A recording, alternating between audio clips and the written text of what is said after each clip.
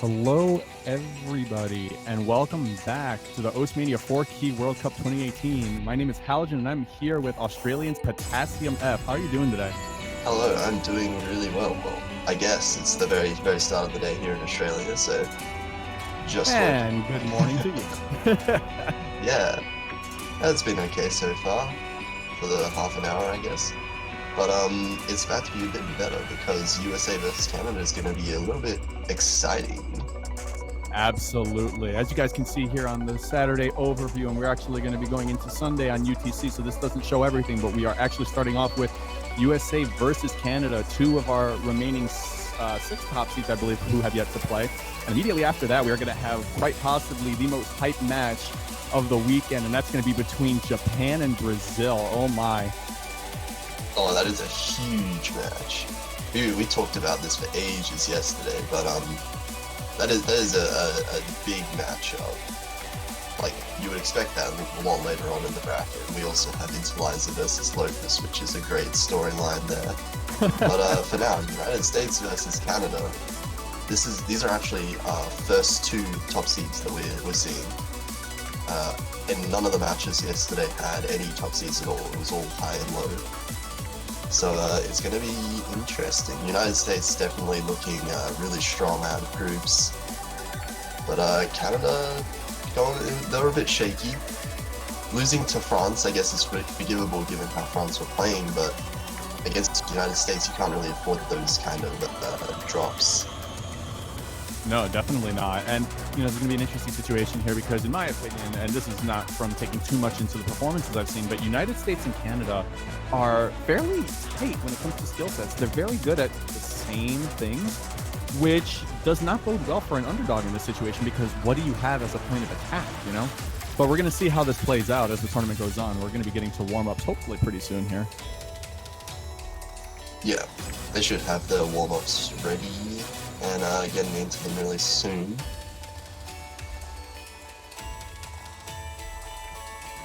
Really exciting. And actually, I forgot to mention it too, because there's actually 3 matches in this upcoming block here. And forgive me if you are a representative of these two teams, but after Japan and Brazil, immediately after, if I'm not mistaken, is actually Chile and South Korea, which is also probably going to be a pretty good match in its own right.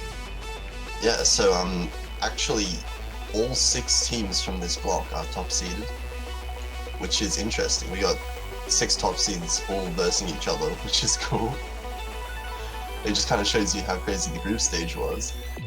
It kind of leads you into coming to the realization as to how strong the high seeds were this year, because a bunch of them just completely plowed through as the number 1 seed of the tournament. We talked about Malaysia. They were the number 1 leaving their group, or they weren't number 1, but they were in an extremely tight group. They were in the United States group, but they were 2-1, and they just absolutely, slammed when they played, and they won 6-0. So they could have been top in most other groups, you would think, given how they played.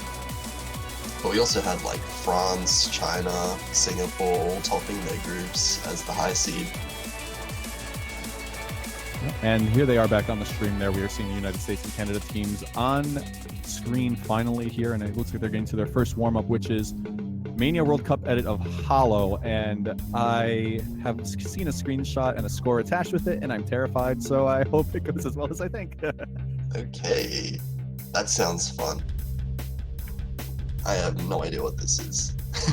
Etienne talking about SV players being those who are book smart kids in school. You know what? I take pride in that. Thank you, bro.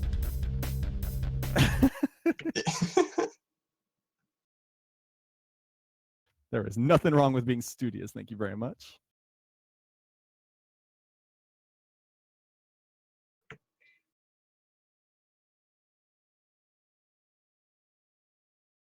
Oh, man. I really wonder what's going to be in this warm-up. Yeah, it's always the anticipation of watching some of these warm-ups is great.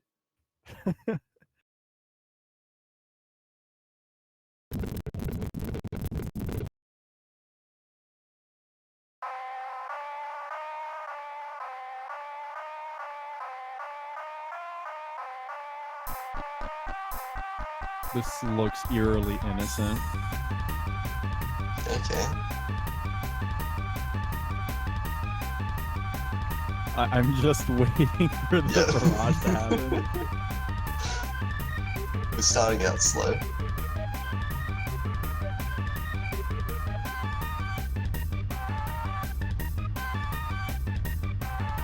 Such good relevance. Where does it go away?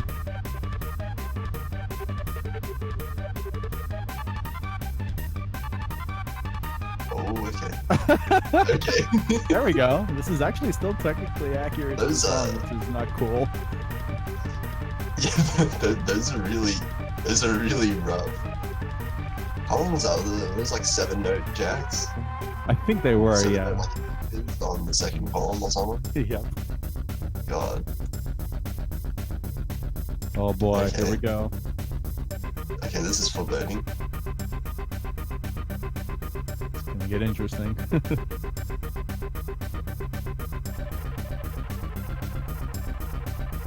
Oh, there we go. Ooh. Okay, bit of trills.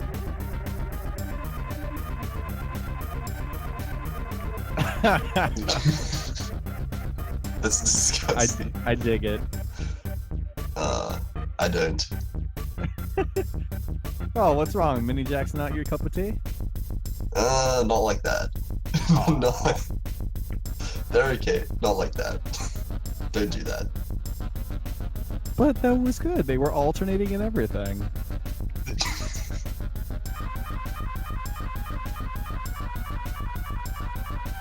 Oh wait, here we go. Here we go. I think we're starting to open the soulless meme. Here we go. Waiting for the extremely fast. Oh, there we go. I called it. You see the triplets, and you know it's all gonna go downhill right there. Yeah.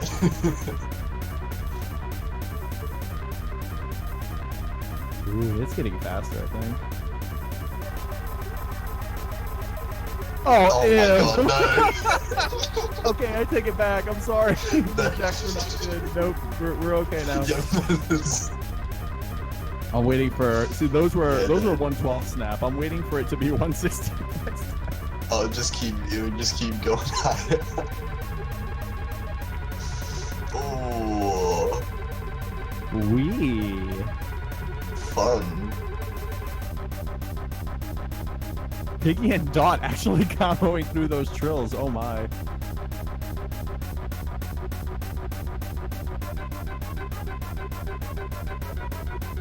Oh, cute little flam doubles there.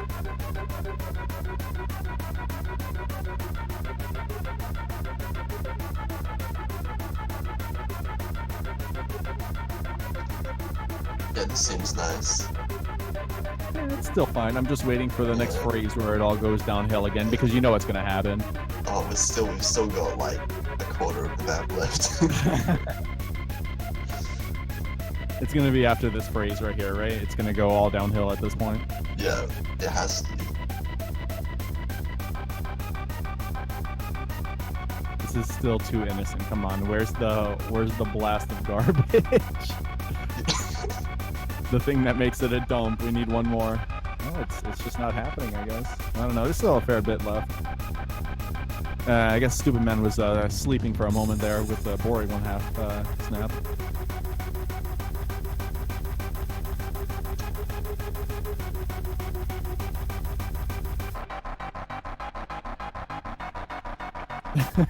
Ouch, first column. Yeah, it never stops. Come on, there's got to be one more phrase of something here. Oh, I get a feeling I'm being bamboozled. I think this is the end.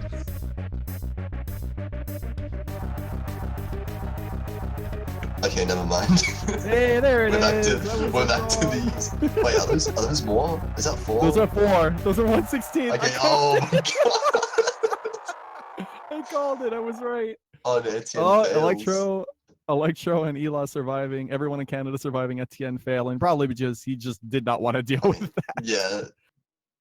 Yeah, understandable. Dot sticking out the forgivable. A. Oh my god. That's ridiculous. Yeah, no joke. That was really, really neat. And by really, really neat, I'm like, oh no, never again. Yeah. not neat in the sense that you would ever play it. Vibro nerd shaking my head. Freestyle. See, and then, you know, the first song, you can kind of just hear that something was wrong, and this is the same kind of thing. Just, you can tell that this is going to be very dumpy. Something's in some way. Something's wrong. There's gonna be some full-on meme coming out. Yes. Remember, warm-ups are always the competition in themselves. You've got to have the standout warm-up. Yep. The the best warm-up is the real competition. I'm still trying to remember. The warm-up, Jin Jin Jara. I think that was mapped by Jin Jin. Yeah. I remember when I saw that map, I was in tears. That was so good. That was like grand finals last year. I think so. Either finals or grand finals. I remember watching it and I was in shock. Oh man. Well, we're gonna get a little bit of insight into this map. Dot outright calling it out being some sort of quad stream and stuff. So this could be a dumpy chart itself, or a dumpy map, but not necessarily a joke, but maybe a bit overemphasized. We'll see what happens. Yeah. Okay. Yeah, you can definitely hear the quad stream in the song.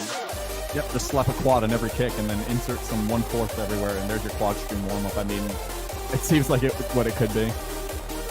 Okay, let's play predict the structure before it happens. I'm gonna call quads for the kick. I'm gonna call doubles. I'm gonna call doubles on the first pass for the melody. Then it's gonna like progress into a mix of doubles and triples with quads on every note. Let's see. Let's see if I can figure it out. But yeah, okay. We're gonna predict before it's actually played.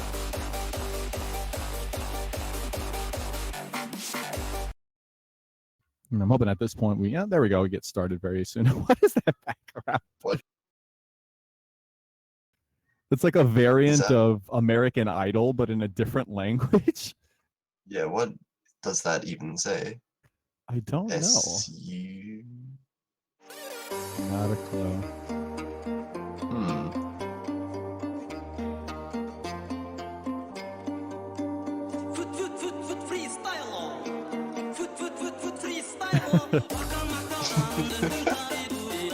Those were so cute. Oh, Piggy just doing the quad. Yep, quad ghosting. That's the right way to do it. Yeah, almost. It's sort of working out. Well, that's not quite what I expected here. This is an actual inverse here. That's kind of cute. Okay, yeah. Oh, okay, there we go. Now it's kind of throwing up there. Manip trills. Oh, there's the quads on every kick. Oh, bit of jacks as well. Yeah. Let's see if it adds doubles to the melody in the second half here. No, nope, just still straight quads on the kicks. Yeah, pretty light quad stream. Yeah, fair. Oh, there's the doubles. Yeah.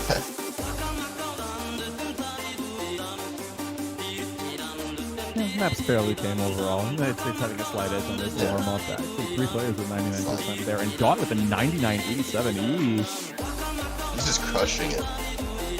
Oh, getting a little faster here.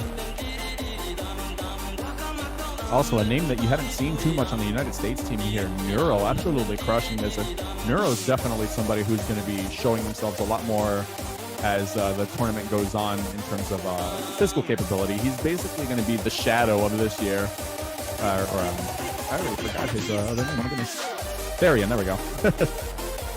Therian, Shadow, SN. Just missing a couple times towards the end there. Neuro finding the miss finally after racking up a ridiculous combo. Highest combo going to the coaster at the moment.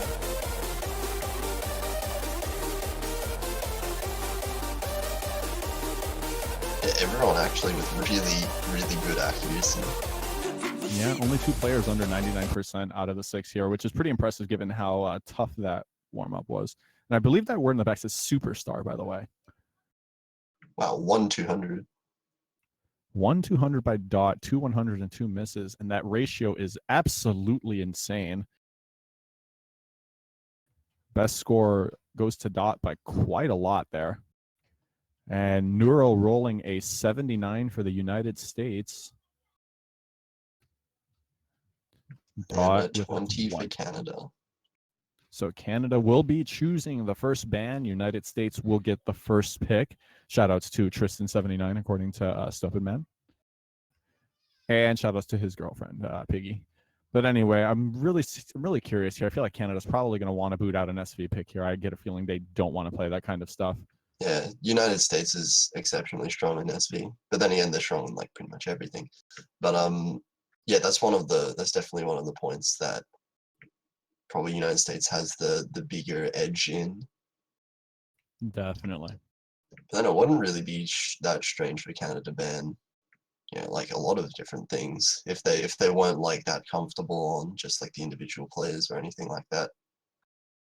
Yeah, and I feel like that's a benefit for being a team that's slightly a slight underdog. You can basically ban out anything and it'd be a little bit more advantageous to your overall situation here. And Canada could have that potential. I still think they're going to probably knock out an SV pick. It's just a matter of which one it's going to be. Calamity Fortune, I think, is probably going to be. I don't think Calamity Fortune's really been banned at all so far, but yeah, it seems like the kind of thing you would weird. just ignore. I don't know. And I would have thought it would be like the most banned SV map. I do too. It's not site readable. It's got some extremely strange structure. The patterning is rigid. It's just so much that's difficult. And if I read that correctly, it looks like they banned Beyond the Earth. Okay. So they knocked out a long note pick. Not entirely surprising. It's a little bit less volatile than an SV pick, but at the end of the day, Canada's probably still at a disadvantage there. So it's not a bad pick. And United States banning out Japanese Transformation, which I think is a good ban here. It actually serves as a good counter ban because it's something that Canada would probably be very good at. Yeah, we saw just then how good Canada as a whole was at speedy stuff. Yes. And Japanese Transformation definitely fits into that category. Yeah, and Dot in there saying that he expected Her Majesty, which I don't know if I agree with that personally. It's a very easy to score on map, and United States generally having an edge on accuracy. Not as volatile, it's very constant, so not worth banning. And United States opening up with Monk 2. Okay, starting off with the technical pick. It's a good pick for a team that's comfortable at speed accuracy, because for those who aren't comfortable with the burst, you can attempt to jump trill and you'll usually get steamrolled at the end of bursts because Electron decided to deviate the patterns at the tail ends of some of the longer bursts, which is a really nice reward for those who are good at accuracy. You can really push ahead on that kind of stuff. Yeah, trying to jump trill any of these will just completely destroy your accuracy. You can't, like, it's just not an option in this level of tournament play. Yep. Okay, there we go. I was wondering about why the bans looked the way that they did on the screen. No one banned Sakura Skip. Yes. So yeah, recap again. United States banning out Japanese Transformation. Canada knocking out Beyond the Earth. The rest of the song's still in play as the match has just started. And song 1 out of a possible 11, Monk 2 by the United States. Let's see how this one plays out.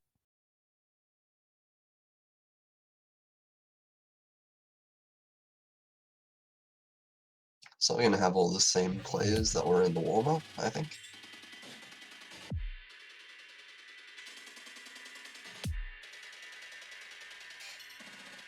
And this is the first time we've seen no one dropping big 200s in the first pan. Oh my goodness, Etienne slaughtered that first roll, coming out of it with a 99.96, obviously tapering downward a little bit, but man, that was some ridiculously good accuracy. Well, P's dropped accuracy quite a bit compared to everyone else, so the United States will take a small advantage. Yeah, not much here. Worst score on United States going to Supplement at 99.85. Worst score on Canada 99.6, but 299.8 standing aside of it, and it's only a 3,000 point lead in favor of the United States for now. We're about to get into the meat of things very, very soon here.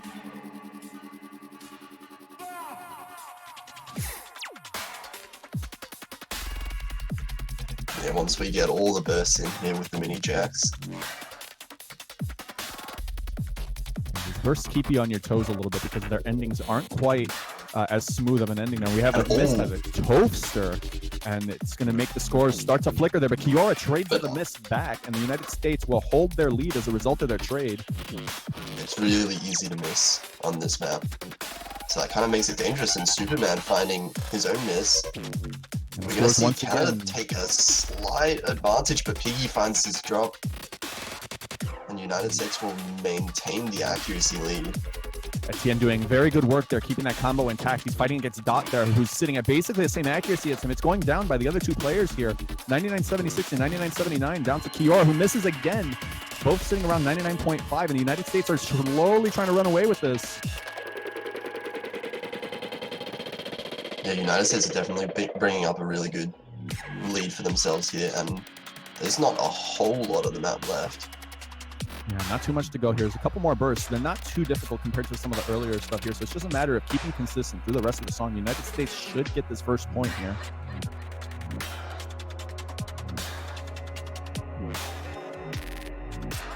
Fantastic play by both Etienne and Dot on this one, both sitting at 99.9 plus. The song's going to end with the United States winning by 24,000 points. I'm interested in the ratios. 95 and 87. And this could have been double digits. This could have been a four-way V1SS there, but Toph and Stupidman finding one miss apiece. These ratios are absurd. Yeah, not a single 200 on United States at all.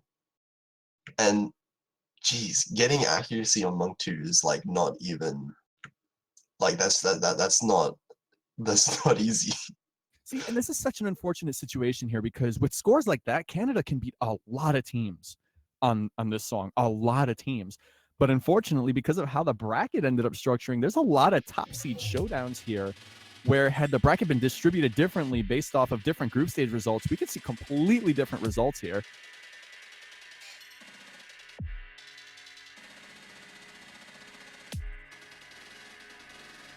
Oh man, that was a heck of a close pick there. Had a good tug of war going on for a good majority of that map due to the trade-offs.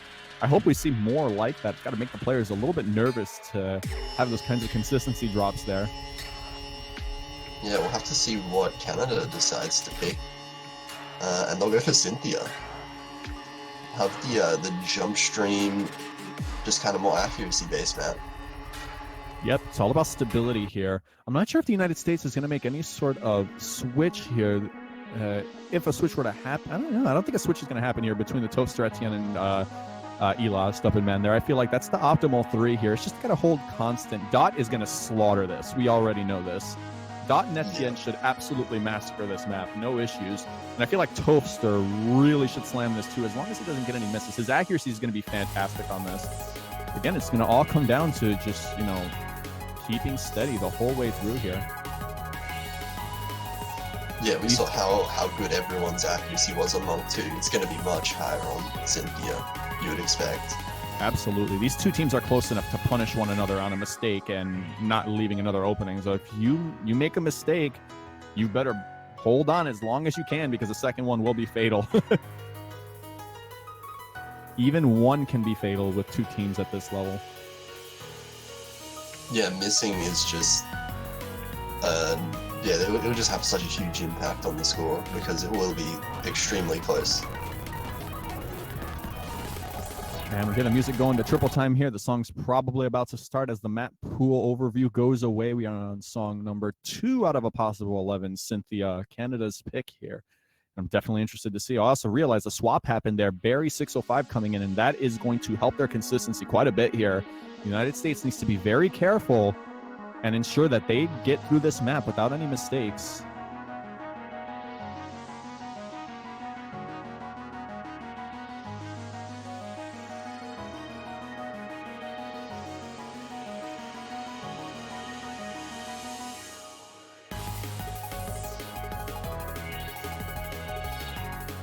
It's so interesting always watching Barry play for Canada, because Barry is somebody who reads at an exceptionally low scroll rate compared to a lot of players, and you get a sense of how dense the map really is when you look at his screen, because you can actually see the density. You can see all the individual notes there. Yeah, it's do you know what the scroll rate actually is? Because that's like ridiculously low. It looks like 20 or 21 if I were to have to guess. Oh yeah, okay. That's probably like on the lower end, definitely. You see, but it's still. Looking You at the see, three all players. 6 players. Yeah. All 6 players. Lowest one is 99.93. Yeah, Canada averaging just under 99.95 with their 3 players. United States averaging around 99.965-ish and slowly coming upward. But Tofster and Etienne both sitting at 99.97 ahead of Dot, who is leading Canada. That is a very good sign for the United States. But it is so close. We're seeing that's a less than 400 points difference. And this alludes back to what we were talking about. Just one, even a 200 here could be fatal because of how tight these teams are. We're getting to heavier densities now.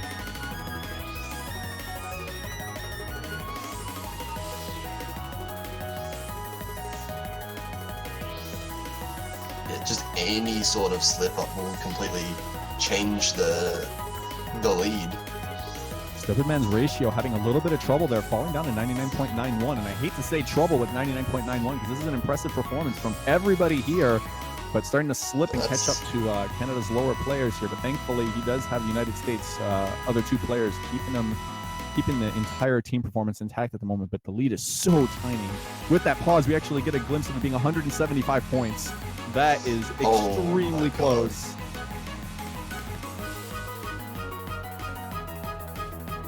Yeah, PE is almost dropping below the 99.9 mark there. Yeah, Stupid Man's ratio slowly falling. I feel like the speed is not quite conducive to what he enjoys playing in terms of keeping accuracy. I feel like if this were on 1. And oh my god! Oh no! Miss. Oh, that was a client drop it no. up there. That was a client Oh my drop, goodness. Oh, but Either way, nevertheless, the accuracies are so close. Yeah, right now, is that Canada taking the lead? it's a fight here. Oh my god. Stubborn Man's so ratio close. is making this a very, very close fight here. He needs to clean up his ratio just a tiny bit more to keep that lead intact. It is very close, still probably within 200 points. 220 points, it looks like. That is very close, and we still have one more set of stream to go. A 200 here is fatal on either side. Oh man. Honestly, looking at these percentages, I think all 6 players still have a V1 double S here. It is coming down purely to rainbow accuracy. That's not something that we're supposed to be seeing in the round of 16. Density increasing a little bit. Some more split-handed oriented patterns here are causing Stubborn Man's ratio to go down. Piggy's accuracy down to 99.9, alternating up and down. Barry at 99.91. This is ridiculously close.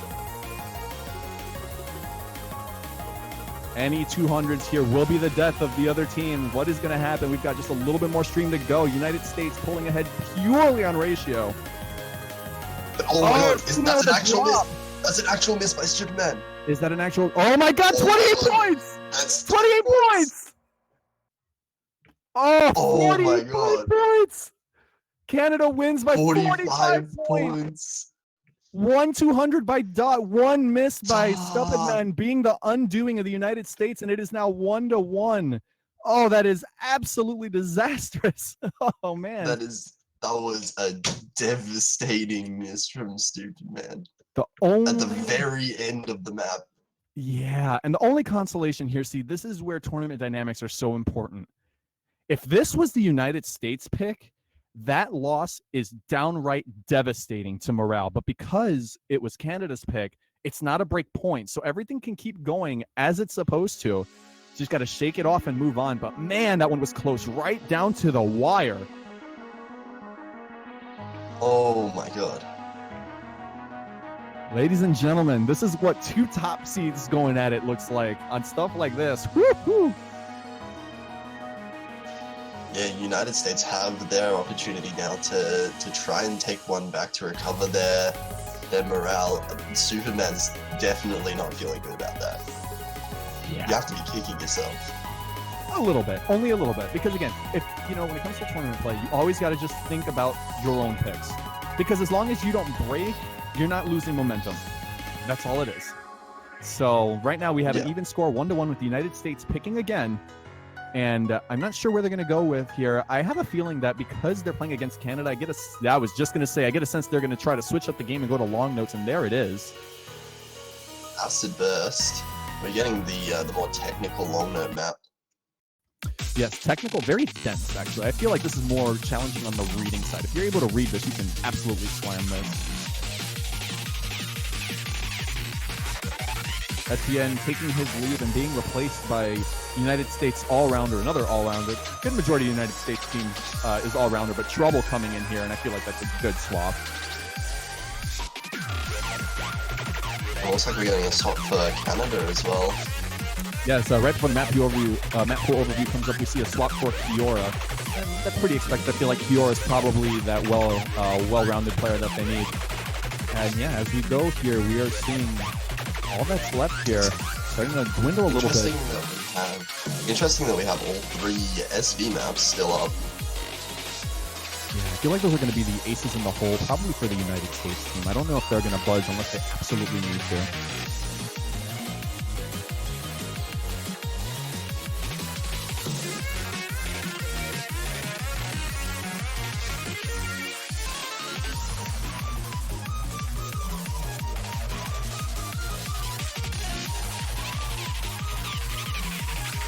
Oh man, I'm really excited. I hope we can keep that intensity.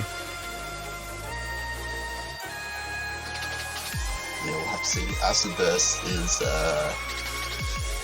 it's definitely a tricky map. We'll see if anyone chokes, especially because I think all the maps in this pool are definitely chokeable. Maybe in various areas. Yeah, like even the consistency picks, because of how long you have to stay consistent on, that's inherently choke-worthy as well. Yeah, and consistency picks in particular, they're the ones that really drive your nerves up the wall. Because it's just like, you're just thinking, if you're thinking in the match, like we were saying earlier, like a single 200 could be the death of your team for that point. So just telling yourself you have to hit all those 300s can just be ridiculous. Yep, again, and it's tournament dynamics. You know, when you're up against a team like Canada, if you're up against a different team, you know, like in group stages, if you were to have a pool like this, and we're just speaking hypothetically, if you had a team that wasn't as strong in terms of consistency, the nerves aren't as bad. But when you're up against Canada, you've got to play your A game or not at all.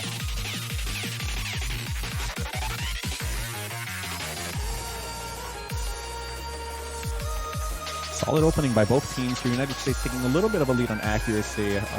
Both with the 99.9, trumping all of the other players here, unsurprisingly. Both very good at long notes.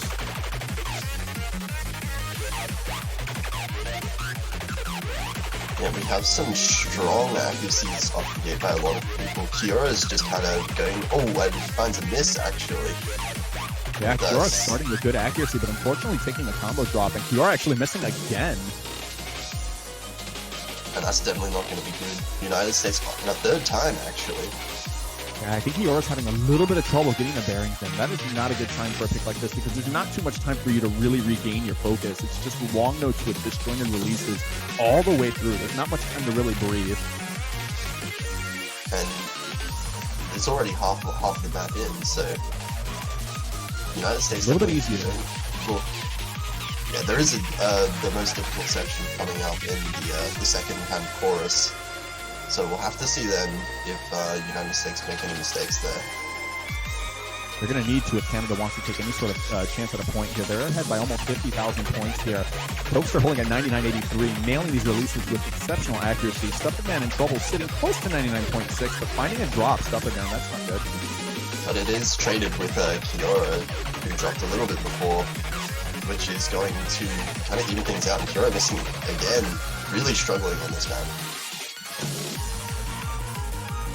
Kiora not having a good time. Also, I'd really like to just take the time to say Barry is absolutely insane for being able to have accuracy on this kind of long note map at that low of a scroll speed. Holy hell.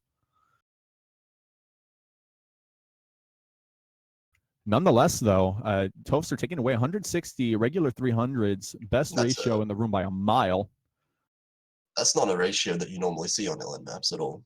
No, not at all. That's really impressive. More regular ratios from the other 5 players who are more human when it comes to long notes there. 99s across the board, with the exception of Kiora, struck to find the 99 area. Just had a lot of trouble with the release timing there. Lots of overholding and just, in general, not being able to hold it all together.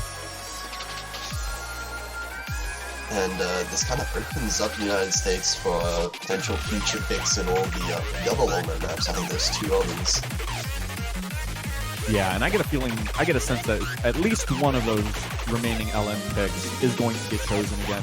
And then we still have 10,000 letter Sakura Skip, and what is the other one? Beyond the Earth, I believe is the last one? Yeah, Beyond the Earth was banned, so... Oh, that's right. Yes, yes, so Beyond the Earth. So yeah, 10,000 letters and Sakura Skip would be the 2. And you would think that with Kiora seeming to struggle that much, you would it's kind of like a really big opportunity for the United States to pick those 2 maps. But for now, we'll have Canada picking Her Majesty, another one of the big accuracy maps, which makes sense. They took Cynthia. This is a good pick by Canada, in my opinion, and this is especially a good pick if Canada's doing it based off of how Stupid Man has been playing, because I get a feeling he's still going to be in here. This is going to be just pure consistency and just composure. That's all this is. If anybody breaks composure, that's it. It's over for their entire team, most likely.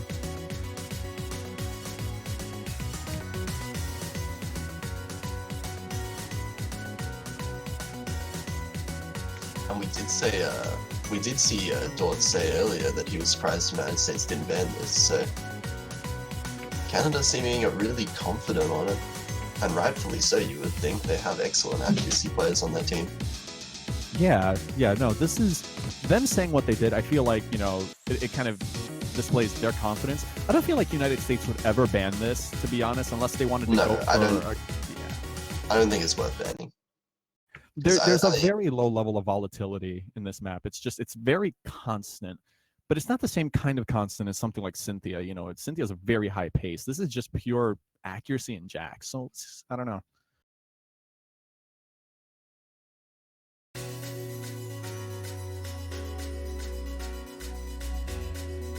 Yeah, off we go. Song number 4 out of a possible 11. Canada's pick Her Majesty. Let's see if Canada evens it up here, or if the United States takes the first breakpoint to make it 3-1. We're starting out with a Toasted Double S still. A V2 Double S, so not dropping a single regular 300 yet. That's actually lasting a very long time. Finally gone. Took 430 notes to get there. That's quite a lot.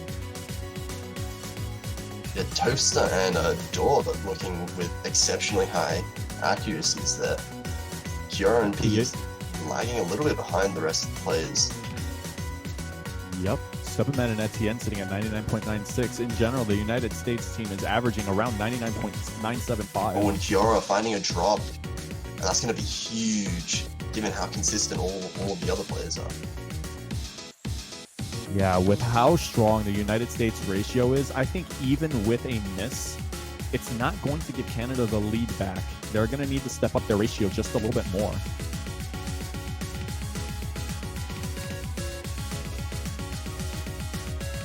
And Kiora finding another break, now dropping down to low 99s. Yeah, at this point, United States basically has this in the bag. The song is already 2/3 of the way done, and there's not too much more that's left that's any different than what we've already seen here. They're just going to run away with this with incredible ratios all about. Yeah, we see Toasted, Dort, and Etienne all holding mid 99.9s still. Yes, best score out of all 6, I think, is Dot just slightly in terms of overall ratio. Slightly in the lead. Yeah, 99.96 now.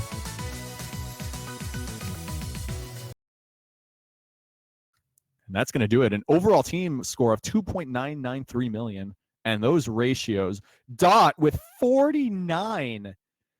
Oh my gosh. Etienne, the Toaster, and Stupid Man, triple V1 double S. Entirely unscathed score there. And taking the break point 3-1.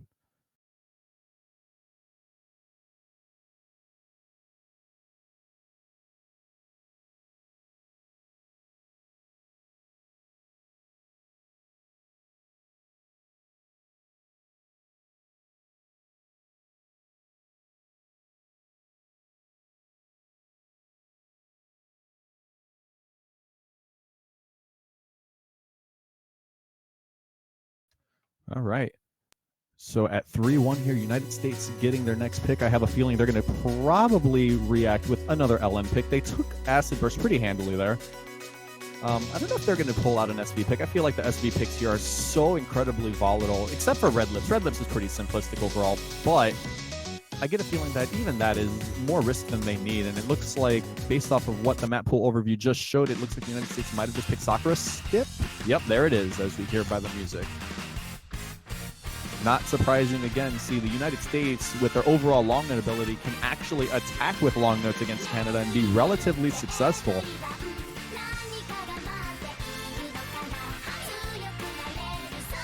I'm also going to have to agree with Barry. This song is quite catchy.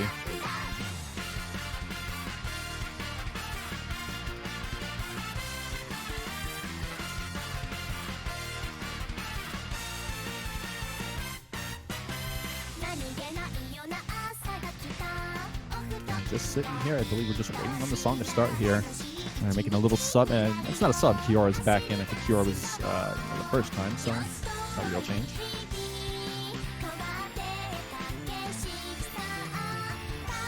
We actually see Electro being swapped into the United States. We saw Trouble on the first LM pick here, so Electro coming in here brings 5 out of the 6 members of this team in this match. I don't believe we're going to see Neuro here. Probably start seeing Neuro a little bit later on the United States team.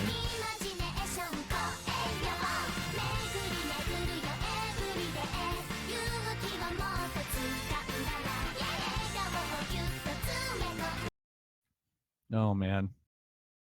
And off we go with United States Sakura Skip. And now we are on song 5 out of a possible 11 here. United States aiming to make this a 4-1 bout. Can Canada strike back and break back just like they did?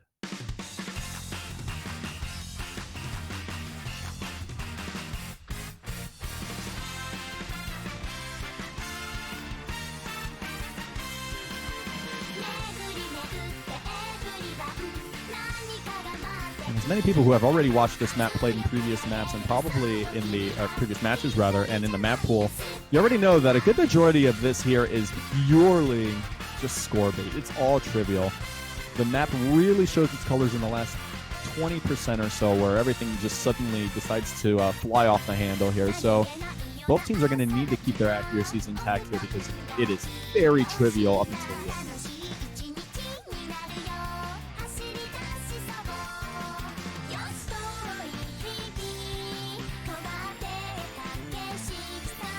A very, very close overall. Dot with a 99.92 leading the Canada team, whereas we have 99.97 by Toafster leading the United States team. Second players in terms of rank here, 99.87 and 99.85. Very close between Barry. Oh, actually, Electro's second there. Apologies. Steppenman would be the lowest there at 99.87, keeping up with Kiora's 99.62. So right now, United States having a fairly substantial lead. It's going to probably take a sequence of 200s or even a drop before you can make that lead shift over. Okay, we're back. And Kiora with a miss as soon as I get back. That's not my fault. But yeah, that's a pretty substantial lead for the United States. But with this map, it's not the end until the very end of the map. The first 2/3 are like really easy in comparison to the last chorus. Yeah, in terms of difficulty, this map is very much bottom heavy. It's all at the end. So right now, the United States having a pretty solid lead due to Kiora's combo breaks is a pretty nice buffer to have here, and it's going to make it very difficult for Canada to actually come back here. Yeah, they're going to need some big drops on the third chorus. We're in the second chorus now, so it's still kind of the same as the first one, so I'll expect all the players to kind of maintain their current accuracy. But we'll have to see if there's any drops towards, especially the inverse section can trip off quarter players. Yes, the inverse definitely is difficult, and there's also some mini jacks in there too, so it's pretty rigid to play through. There's definitely potential for accuracy drops there. Yeah. Oh, not to mention the slow jam kind of speed up. If you're not really paying attention, it's quite easy to mess up on that.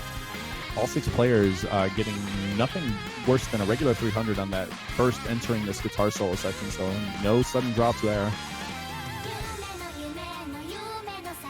Okay. Here we go. Here it comes. This is the start of the hard part. No damage. 200s. Oh, I saw one from Dort. But Okay, other than that, nothing major. Here we go. We're gonna start a little bit trickier now. Yeah, we're getting into the denser islands here. We're gonna see the inverse right up now. Yep, it's going to start to ramp up, and it's really uncomfortable because of the general direction of how the inverts works, but as long as you practice and get a handle of it, it's not too bad. But no one finding any drops really at all. Even the accuracy is still really high, but Kiora finding a miss in this last section here. Full steam ahead for the United States team. 3 full combos there. Fantastic ratio. Their score is all about there. Minimal 200 counts. The Toaster 99.92. I think that might have been another 0. Oh, yep, it was 0 200. Oh, what is that ratio? That's a 1 to 20. Yeah, that's 1 to 20 on a long note map. That is gross. Dot with 212.5, certainly respectable in their own right. Unfortunately, Kiora not able to hang on, but even if Kiora performs well, both Stubbornman and Electro getting 4 200s with that ratio makes the United States team pretty difficult to stop there. Yeah, they had exceptional accuracy on all those. It would have been a bit too hard for Canada to win on that, even if without the misses. I get a sense that Canada is going to probably go with Death Mask Divine at this point. Yeah, I think that's just, there's not really much else in the pool that they would be comfortable with unless they practice the SV well enough. But you'd think that they would pick that first if they were. Yeah, for sure. If you have, if you're the underdog, then you've got to use those just to get your points. It's not a situation where you can just respond back with them and then have nothing else to play. I'm trying to see here. We don't really have too much left. There's Tumami All-Nighter, but that is really tricky. Those patterns are not friendly. I would know. Yeah. I would know. So we have the 3. So we've got 1 LN, All-Nighter, Death Mask Divine, and the 3 SV maps. Yeah, there's not much left for Canada to pick. I feel like if they haven't really rehearsed their SVs, they're going to have to pick Death Mask Divine at this point. And it's more so a have to because they're down 4-1. This could potentially be their final pick if they lose. So they need to make an effective choice here. Like I said, I don't feel like there's really any other pick here, unless they're relying on a potential choke, and maybe they go with Red Lips, only because Red Lips is very easy to learn, and it's just all about composure and keeping consistent. But I don't even feel like that's a good pick. And I feel like Tumami All-Nighter is probably too dangerous for Canada to pick. Oh, they go with Calamity Fortune! Calamity! Oh! Uh-oh. They're really confident. Yeah. This is the Hail Mary. Yeah, this is the hardest of the SV maps. Definitely. Or hardest SV that is. It's the most complicated to play SVs. I don't think it's the hardest SV map. That's my opinion, of course. Yeah. But definitely the most unsight readable of them, that's for sure. Yeah, 100%. The other 2 are, do you ever say like half-sight readable? Yeah, Red Lips, you can get a general sense of how it works on your first run. I mean, you're going to drop every single time it changes, but yeah, you're not going to get like an 80% or anything like that. Yeah, and then Neuro Cloud 9 as well. It's pretty intuitive, but Calamity Fortune just kind of teleports you all over the place. All right. I'm really surprised that Canada picked this. I'm wondering if they actually know it or if they're throwing in the towel. That would be very strange here. I mean, for not picking Death Mask Divine, I think they have to be able to know it to a decent extent. Oh yeah, they definitely got the confidence here. They already started properly. The United States has a small lead at the moment. Let's see if they can hang on to that lead here. It's all about keeping yourself calm in these SVs. These SVs are very easy to just mess up. Yeah, but I can't imagine these accuracies will stick for very long, surely. Yeah, we're going to see some accuracy drops across the board in a moment here. It's just how severe are those drops? Here we go. It's an obnoxious section incoming. Wow.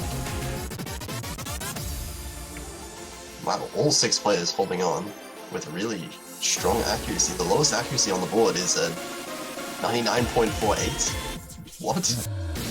2 Canadian players in 99.48. Piggy actually took a 200 coming into this section a little bit ago, so that helps the score lead for the United States at the moment.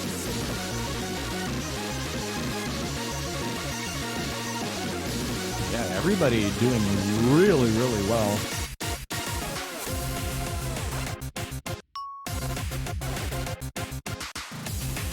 And Barry finding a drop. 2 drops there. Piggy actually finding a drop as well, and that is absolutely disastrous for Canada now. The United States still holding all 3 scores above 99.6. Yeah, and only 1 full combo remaining for Canada. Dot barely hanging on to his. 3 full combos for the United States, and they are running away with this one now at about a 25,000 point clip. And it is kind of the end of all of the tricky SV. There's not really much of that left, and it looks like the United States will take their 5th point. Yeah, only a little bit left here. Nothing really difficult remaining here, and incredible performance by the United States team here. This is not an easy map to perform well on, especially in a tournament situation. And up they come and just absolutely trash it with a 37,000 point advantage. What are those ratios? A single 200 by Toph, 2 200s from Dot. 2 200s from Dot and Stuppenman, and 8 by Electro Clean. Piggy with 10, solid ratio, but unfortunately finding a miss. Same thing with Barry, finding 1 miss. And these scores from Canada as well, that would beat almost any other team, you would think. Absolutely really agree. Sorry, especially just the accuracies alone. I don't think many teams can match that accuracy, but United States. Oh, United States responding with the SV pick of their own. They're going with Red Lips. Oh. This is I don't know if I'm the happiest about this pick personally. This is the kind of pick. It's interesting because Red Lips is the easiest, in my opinion, of the SV picks. But that inherently makes it the most dangerous when you're up against a team like Canada, because if you miss, you're done. That's it. I mean, this is do it right or you lose, in my opinion, because there's nothing physically difficult about this at all. There's no crazy transitions, no weird bursts, nothing. It is straight, 1/2 snap, nothing else. So I don't know. But if any team were to be consistent on this, you would have to think the United States. For sure. I'm surprised that the United States didn't just go with the last LN pick to finish things off. 10,000 letters, anonymous letters. In general, with the United States having supreme accuracy on long notes, I feel like they could have just ran away with it pretty easily. That would have been, that would have been the easy win for the United States, but maybe having a bit of fun with the SV picks. Hey, going out in style. I know what that's like. We did it in the round of 16 against Argentina, or was it Argentina? I think in 2016, where I picked Marble Soda because I heard everybody in the stream wanted it. I know what that's like. Well, we have Electro and Free Flow coming in for United States and Canada, respectively. Yes, I think those are the right choices there. Yep. So those would be the players that practice this a lot. Just got to remember to separate this song into individual sections. That's all you need to remind yourself. It's different SVs for each section, and it repeats every time. So as long as you don't have a lapse in your thought process, this is double S bait. It's that simple. But if the tournament nerves get to you, that's it. You're gonna end up rushing something. Let's see if we catch it happening here.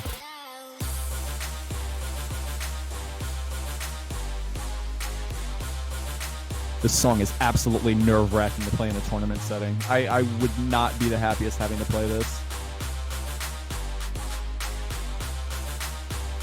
Barry with the drop, and there's the lapse in thought process that I was mentioning, and that is basically going to seal the deal unless United States catches another miss, or catches a miss of their own, rather. Yeah, there's not really any opportunity really to drop 200s. Oh and my Free Flow with the miss as well. United States need 2 drops, 1 drop from 2 players in order to have a shot. Electro getting a 200 there probably might make him a little bit nervous if he's got his scores hidden. He might not know what's going on. Keep yourself steady. You know, the 1-200 isn't going to break you as long as you keep going. It's hard to realize that. I can see the scores, but he can't if he's got them hidden. Yeah. But as long as the United States hold on to their combos, you think they can. The second half of this this map is easier than the first. Yes, it or is. the very good to remember, since it's the same pattern every single time in the second course. Not only does Canada need misses, they need a miss to happen from two different players because of the way the combo bonus works. If a miss only comes from one player, it's not going to be enough, or if two misses come from one player, it's not going to be enough to mitigate the damage. So they need a miracle at this point. All 6 players hitting that invisible column 2 note.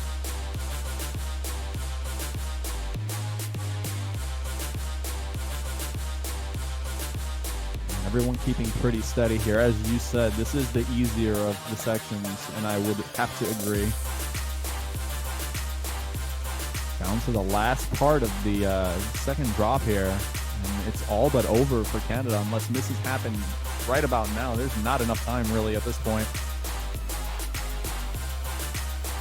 Still finding a 200, I believe, in one of those chords there, but that is not even going to be close to enough here. Electro actually being the best score in the United States. Kudos to him.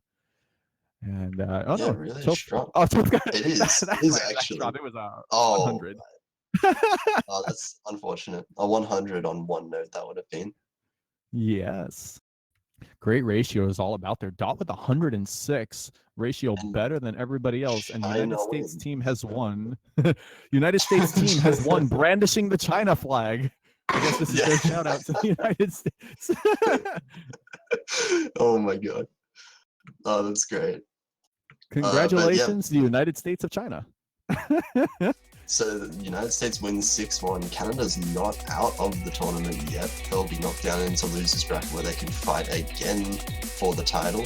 But United States will continue on to verse the hold on, I think they're versing no, not that. China. They're versing China actually. Okay. Oh, okay. United States will move on to verse China. Okay. Oh, maybe that's an explanation as to what happened there. Hey, mistakes happen. You got technical difficulties once in a while. You laugh at them and move on. But I'm not sure if we can get the bracket pulled up here because we can actually go ahead and also see who Canada would be playing against here. I don't know exactly who it is. Thank you for that. Canada losing there. They're going to face off against the Philippines, I believe, in the losers bracket quarterfinals, and that's going to be an interesting match. Meanwhile, as you said before, the United States will be facing off against China in the next round. And thank you again for switching that so we can get a little bit more of an overview as to what's going to be happening in the near future here. Once we have that added into play here, we will see Philippines going up against Canada, and Singapore and France's opponents yet to be seen. We were going to find out those matches very shortly as we start moving into the block. But as of this moment, we actually, I believe, have 23 minutes before the next match starts. I'm not sure what the intent is at this point. So, we can do anything. We can, if anyone has any questions, we can answer some questions in the meantime, or just talk in general. Yeah, absolutely. We've got a big match coming up next. Yeah, we've got 2 big matches in my opinion, because Chile and South Korea is also a pretty good match in my opinion. Yeah, and yeah, definitely. There's so many top seeds in this block. Just everyone is top seed. You've got the main event, and then after the main event, you've got the main event, and then after the main event, you've got another. Some of these teams aren't supposed to verse yet. No. Japan and Brazil, that's like the 4th place match of most years. Yeah. Hey, you know what? It still can happen. Hey, Japan and Brazil, if they meet in losers finals right before, or they have the 3rd place match right there, it could happen. You never know. It could happen. Yeah. There are so many teams as well that can make the top 4, top 5. It's kind of impossible to predict it accurately. Who do you think would be in the top? The top 4? Oh, yeah. I want to hear your opinion. Who would be the top 4 of this tournament? I'm trying to think. Of who the top 4 will be. I feel like United States and Brazil are 2 of the top 4 for sure. Okay, yeah. South Korea depending on how things go in these upcoming 2 rounds. I feel like South Korea's roster is a little bit diminished in the earlier stages than it needs to be. So if they get the wrong pairing, they could end up in a little bit of trouble, in my opinion. But I feel like that's the third. And I feel like Japan is going to be in the top 4 there, because Japan is a pretty dangerous team, given that they've got Amduskia and Equalizer, of course. You can't forget about that. And in general, their roster is pretty well-rounded. I feel like they're maybe a little bit under where they need to be on the long note side, which is strange. But even with those 4 teams being said, you can't really sleep on a few other teams here. United Kingdom could enter that top 4, in my opinion, if they can actually progress through the winners bracket far enough. I feel like if they take an early loss and get sent to the losers bracket early on, they're not going to be able to have a hard enough map pool to flex their ability that they have, because they are a scary team as the tournament goes on. The harder the maps, the more dangerous they are going to get. And that's just, physical picks. They're not going to be top tier long notes. They're not terrible at long notes, but they're going to be pretty good. And then, of course, the one high seed that I feel like could be a threat all the way down, Malaysia. I do not know where Malaysia is going to be. I have no idea how it's going to turn out, but I have seen some of Chiwi's long note scores. They're insane. It makes me want to cry in fetal position. They are absolutely insane. Yeah, Chiwi's been showing himself as one of the strongest players in the tournament. Like, definitely. It's just, it's scary to think about. It's hard to really choose a definitive top 4. There's so many good teams this year. There are a lot. There are actually so many teams that could make it. We haven't even talked about, like, China and Indonesia both have been performing really well as well. Yeah, those 2 teams are not slouches either. You don't hear too much talk about them because they're not typically one of the front-running teams that you see in the Mania World Cup. They're good, but they're not teams that you would consider to be in the finals good. But I feel like with a good tournament running just the right ingredients, they could make it pretty deep as well. There's so much, volatility and variability in these teams that are in the bracket stage. I don't know. Even Sweden's pretty dangerous. I'm wondering to see how they're going to do in the upcoming round as well. Oh yeah, Sweden as well. Sweden versus Indonesia is going to be a really good match. Yeah, I feel like that's going to be a very, very tight match overall. That's going to be later on in the day. Is it? Yeah, I'll say today. Yeah, I'll say today. Today for most people, tomorrow for some. Yes, we get it. You're in Futureland. Nah, you're just behind. Yeah, whatever, man. Stuck in the past. For all that is JH Lee participating questions, clip it, remind yourself, whatever, so we don't have to answer this again. No, JH Lee is not participating. Yep, that's just the simple answer, no. Oh, man.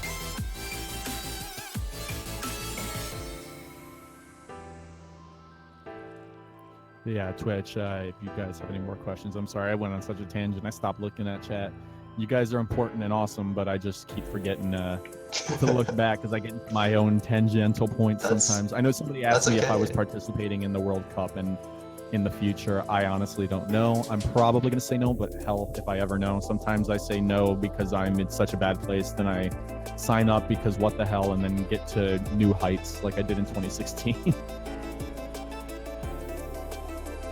Yeah, well, this year for now is looking to be extremely exciting. So I'm looking forward to it. How the later rounds play out, anything could really happen. I am very, very interested to see what the map pool turns out to be like in the quarterfinals. Like, this tournament has very clearly had an accelerated map pool structure. And you have to wonder exactly where the map pools are going to end up in each stage, because group stages started pretty high this year. Yeah, really high. Compared to last year's group stage was extremely difficult. I remember talking about the map pool with a couple of other people, but I basically said that you could literally take, with the exception of I Do What I Want, Takajalubi, and the tiebreaker, you could literally pick up every song, in that pool, and move it to a round of 16 pool in another tournament, and it would be fine. Because that's how much more difficult it was this time around. Yeah, it was, definitely. I think it made things a bit more exciting as well, because there were not like just straight out accuracy battles in a lot of those. Like, it wasn't decided by ratio like it has been in some previous years. There were all these maps that were like, we saw a lot of misses even, which is not something you normally see in group stage, but misses happened a lot. And so it was kind of a more like test of overall skill rather than just accuracy, which is good to see. Yeah, I think that the accelerated pool, I think the idea of an accelerated pool was a good idea. I feel like it was a little on the hard side personally, but all things considered, I do think it ended up working out pretty well. So, you know what? No real complaints there. There were plenty of complaints when it came across, but after the performances actually happened, I feel like the performances themselves kind of mitigated some of the concerns that people had, because a lot of the unseeded teams did way better than they were expected to, and I feel like that was probably one of the biggest things. Yeah, like there were 3 of the maps from the group stage pool were actually in two of them were actually in the Australian 4K tournament earlier this year. And I think one of them was in quarterfinals and the other was semifinals. So. Oh my goodness! Wow, that was cool. Yeah, and then I was surprised when I saw those. Yeah, no, to have it go from that kind of level to group stage, it's got to be a little bit nerve-wracking. It's like, oh, okay. Yeah, I was like, oh wow, well then. Like, House Revolution was a tiebreaker for 32, round of 32 here, and it was a tiebreaker for round of 32 in Soft 2. And Soft 2's group stage was round of 64, so one round after groups. So, pretty good fit overall in that one. So, some familiar songs. Yeah, I'm interested to see the direction the SV maps will actually take as well, because last year, I think it's pretty agreed upon that the last year's finals SV was probably not the best.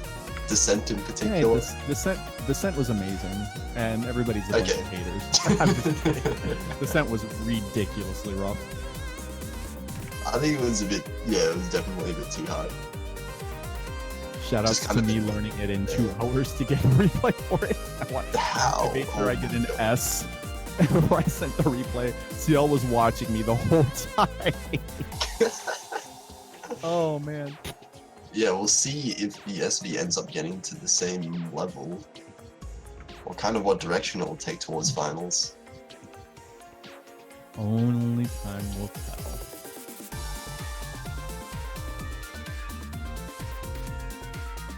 So I'm going to look at chat to make sure nobody's asked anything, because I don't think they have, but I'm going to check anyway.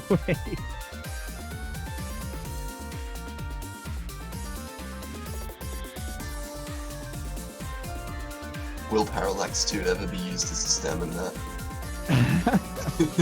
Who knows?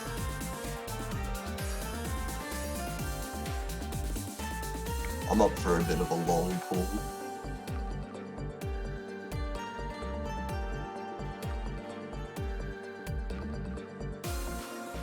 Twitch chat, you guys have any questions or concerns or anything to talk about? The match starts in 13 minutes, so we do still have a little bit of time to go. Let's ask some stuff out. Let's make this time go a little bit quicker so we can get to the hype match of Japan and Brazil. We got 2 hype matches coming, but let's get to one of them quicker. Come on, let's have some chit chat. Let's have some fun.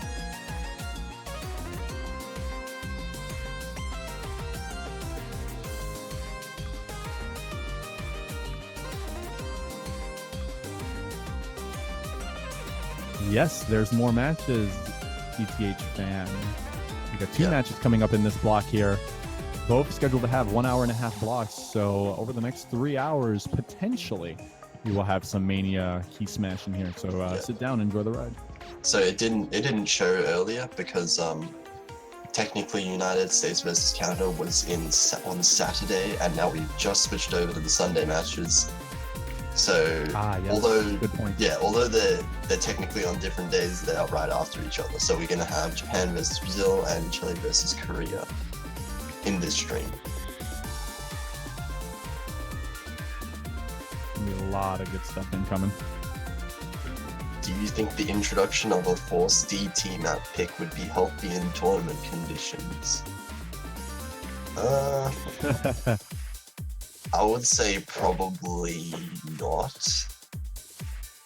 I mean, other tournaments have used DT before, but I think it's better just to, like, you could just do the rates, like, have like a rate map, that's fine.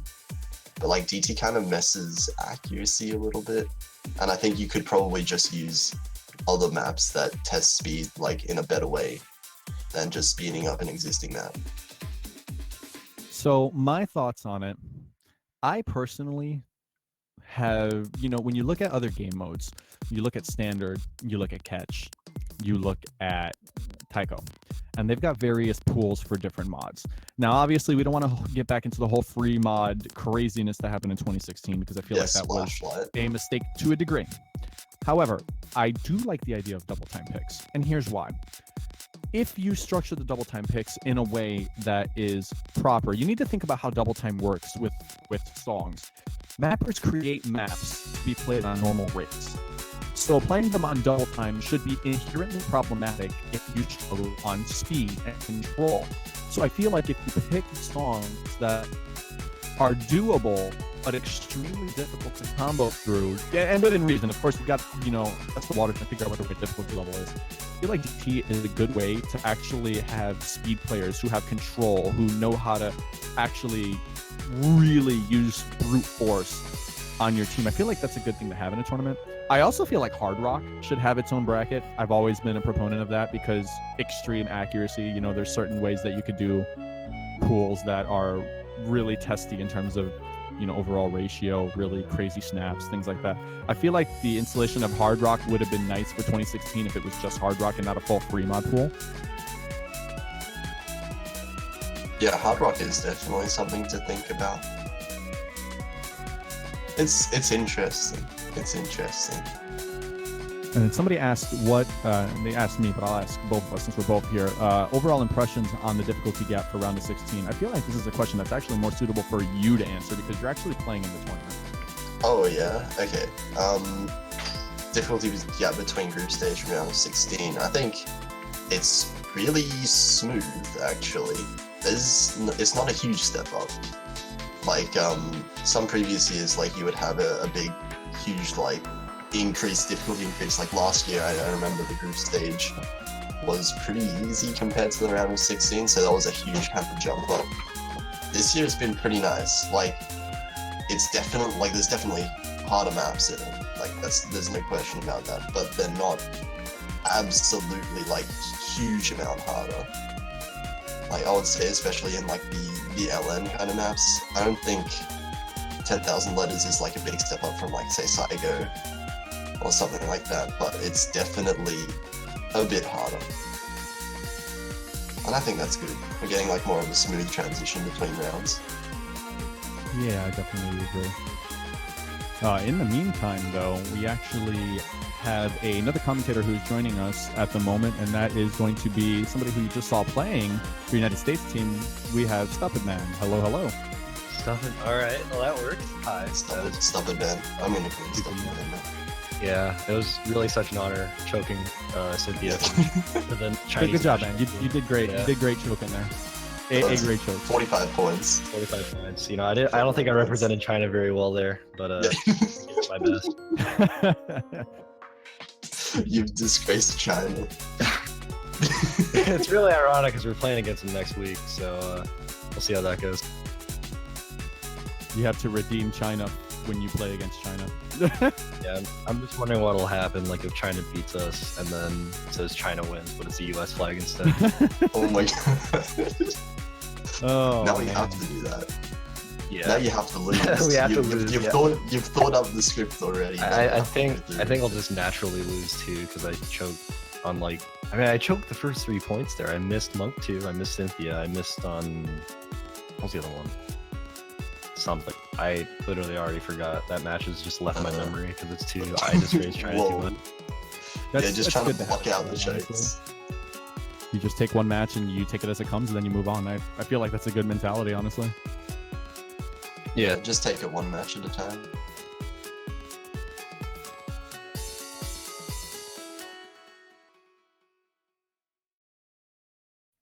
But yeah, what are your thoughts on the next upcoming match, Stupid Man?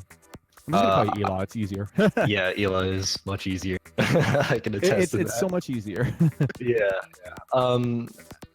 I guess so. This is what I'm assuming is going to be the most exciting match of the or not tournament, but actually so far it definitely could be. Like Japan and Brazil, like they both have that one like powerhouse, right? Like Japan is Intelizer and Brazil is Lothus, and then really like the other two players they have on those teams are. I don't want to say the most versatile, but like when they're playing their specific skill sets, they can be really, really good, and they're probably some of the best players in the entire tournament with that skill set. So, really, I think it seems like it's set up for a back and forth, and I'm just really excited to commentate it. Yes, we have to have the punch for punch match. We've got to have it. Those are always amazing to be a part of. Yeah, definitely. And actually, on a bit of a separate note, just responding to Toph in chat, thanks for mentioning it was Acid Burst, because now I remember, because I never have not FC'd it until that match. But, oh, really? Was that your first time? Oh my that was my first. Yeah. No, that was okay. So Monk 2, I had played a month ago, and I actually put it in the suggestion sheet for this tournament, and then I got in. So I was like, okay, that's really cool. Yeah, right. But then and I think I got like 200s on it like a month ago. I was like, oh, okay, that's a good score. I was like, hey, it's a good tech pick. I'll submit it. And then I played it like twice more, and I ended up getting that B1SS, but never before have I missed on it. Not even close. And then I missed in that match. Oh my god. Same on Cynthia, same on Acid Burst. So it's like, It happens. It happens. Yeah. During the tournaments, it tends to bring out the worst in you. oh yeah, no, I got so shaky during that match. I was like, whenever we're in voice chat before we start playing, Toph's always like, oh yeah, shake off the nerves, and I'm thinking, you know, can't do that.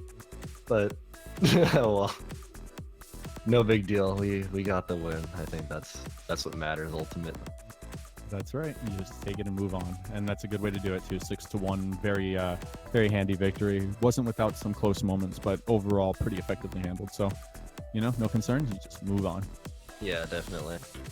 Like even at one point, like I was happy that at least Canada picked that, because if we had picked Cynthia, and actually we probably were going to, it's just that if we picked it, that would have been such a setback for us.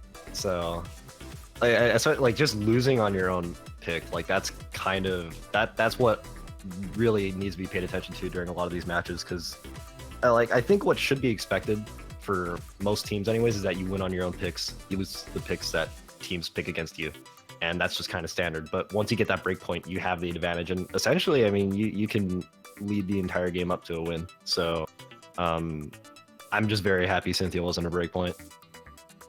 Yeah, definitely. And it was, I actually mentioned it on stream too. You know, it did nothing more than just equalize the match. You picked your pick, you won. They picked their pick, they won. You move on as if nothing happened. That's it. It's now a best of 5. So, or excuse me, first to 5. Yeah. So, you know, that's all you do. I think we also got pretty lucky because originally we didn't really want to pick LNs, because I guess it's okay to say this. I don't know if it's spoiling too much about our team or super secret strat, but like I guess with this pool we weren't like the most comfortable on LNs. We knew that we could probably take Canada on LNs, but we weren't 100% sure, so we were kind of winging it at first. But when they got that point on Cynthia, I was just like, all right, we need to just do something else, because there's no way we can do Rice right now. And I think that just being able to pick it LNs right away, like I think if we did it any later, we could have really risked a lot more points being taken against us. Yeah, for sure. What are your thoughts on Canada going for Calamity Fortune when it was 4-1? I was not expecting that. I was sitting there basically guaranteeing a Deathmask Divine pick, and then they up and picked that instead. Yeah, I mean, that's what I was... I don't know. I don't want to say it was confusing, but like... Yeah, I was totally expecting Deathmask Divine. Like, at least at some point during that match. I thought it would come right after Cynthia, too. So, when... Yeah, because I know that also they practiced Calamity Fortune, or at least I saw Piggy playing Calamity Fortune just earlier when we got switched to the server, so I was thinking, okay, maybe they might pick that, but like I know I think the U.S. kind of has like this reputation as sort of a very strong SB team. So definitely like them picking Calamity Fortune, I think was a really risky move.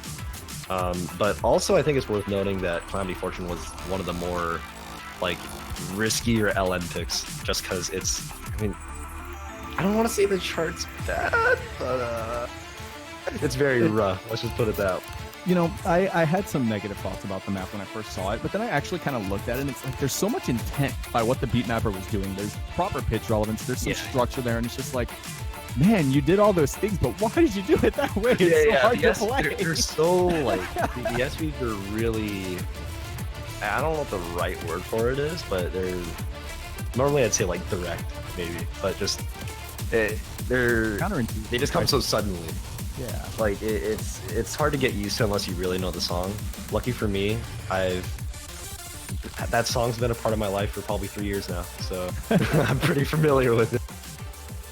But anyways, yeah. Looking actually at our next match here, though, Japan versus Brazil. So I did mention this is definitely going to be really back and forth. And actually, we got all players in the lobby now. But I can't say I favor... Personally speaking, I would like to see Japan win, because that'd be really cool.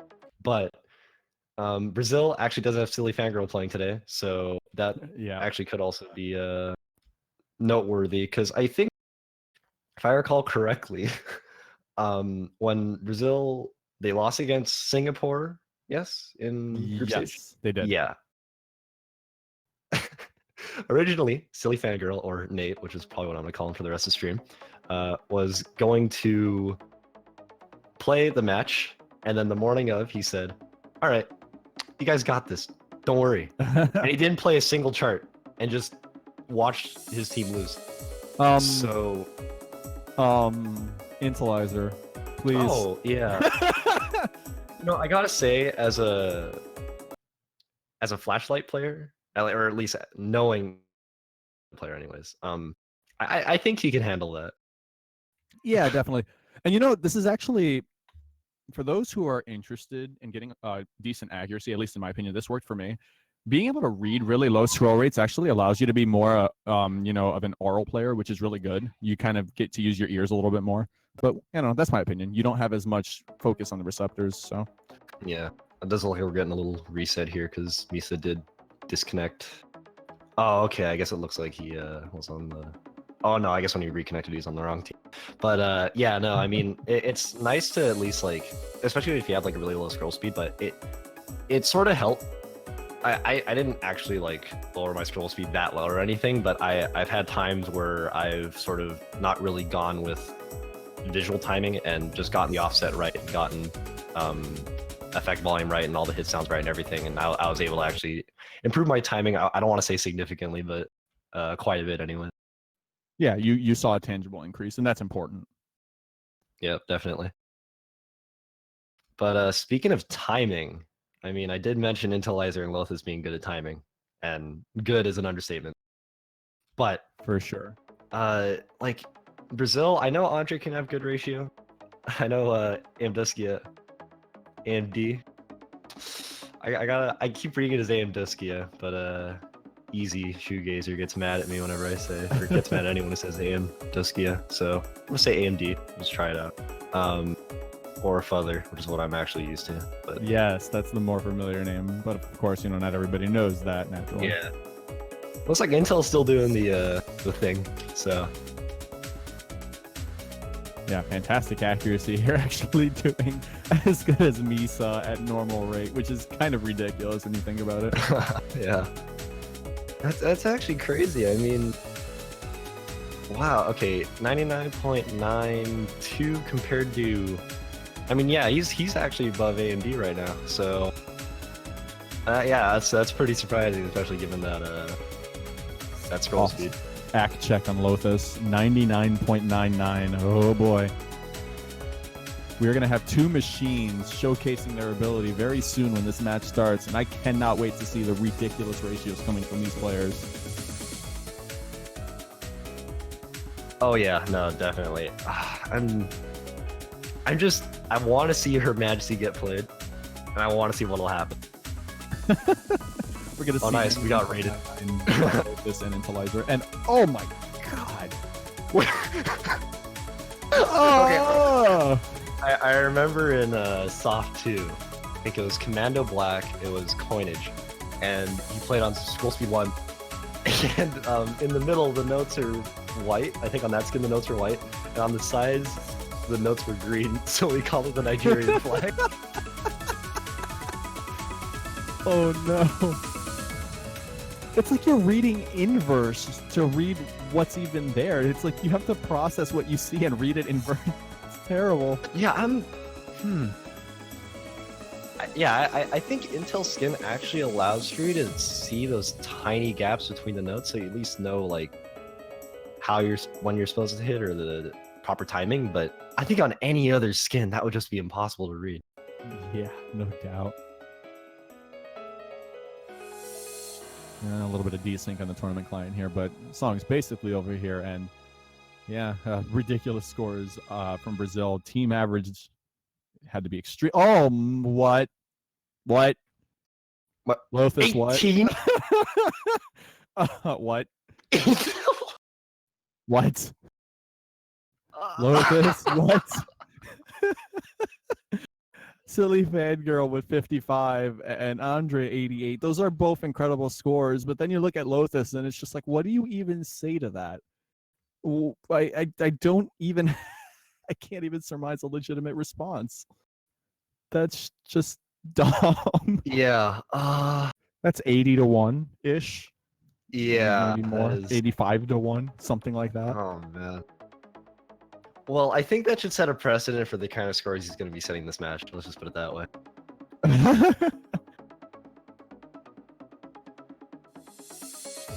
I'm excited to see Cynthia play it again, just because I know all 6 of these players are going to destroy it.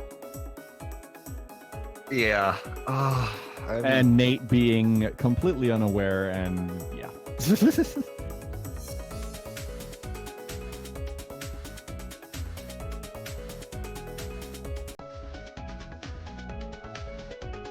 I really wonder what the next warm-up's going to be here. Okay. I have a bad feeling. Yeah, I mean, this could be a Shogasal, or whatever that warm-up was a couple years back. Or a Naruto Brazil version. Or Brazil and WC OP. One of those anyway. Shout out Pro Gizinho. Okay, I can't speak Portuguese. Oh, happy birthday, Gil.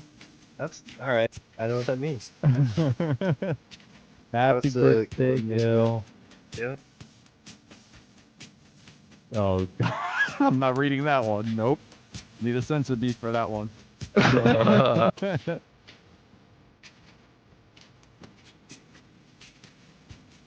Oh, man.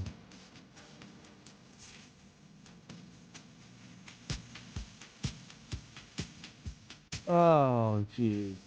Anyway, this second one is going to be started very shortly, and then we're going to get to the actual match, which cannot come sooner, honestly. I'm really just amped to see these guys play. Yeah, this is definitely the match of the round. No doubt about it. The main event of the maybe the weekend. I don't know about the weekend, but definitely the main event of this set of matches for sure.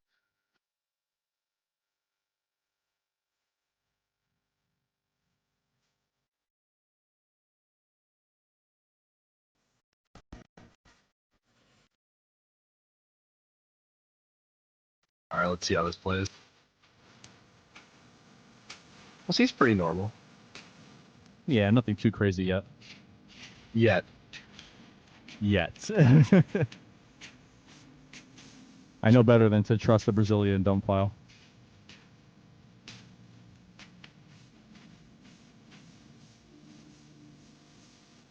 I don't know. This is pretty fair for a dome. Yeah. It's actually going to be a warm-up? Gasp. Especially coming from Brazil, that's gotta be interesting.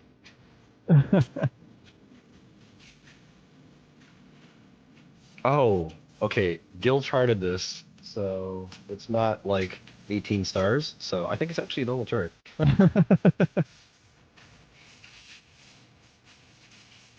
Everybody doing generally well on this in terms of accuracy, with the exception of Misa, who's still doing good enough to have a 99, just happened to have a couple of accuracy drops, so it was a little more frequent.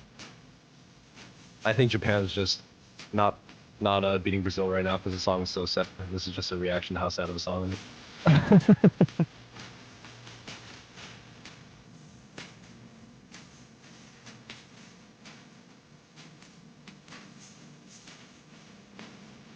Oh man, not much to say about this. It's just endless dumb streaming with a couple of pretty quick trolls coming in every once in a while, but nothing too special. Yeah, and Intelizer is actually just barely edging out Lopus there till Lopus missed. And yeah, I don't know, man. Intel, he seems like he's pretty set to play out the rest of this tournament. Let's just put it that way.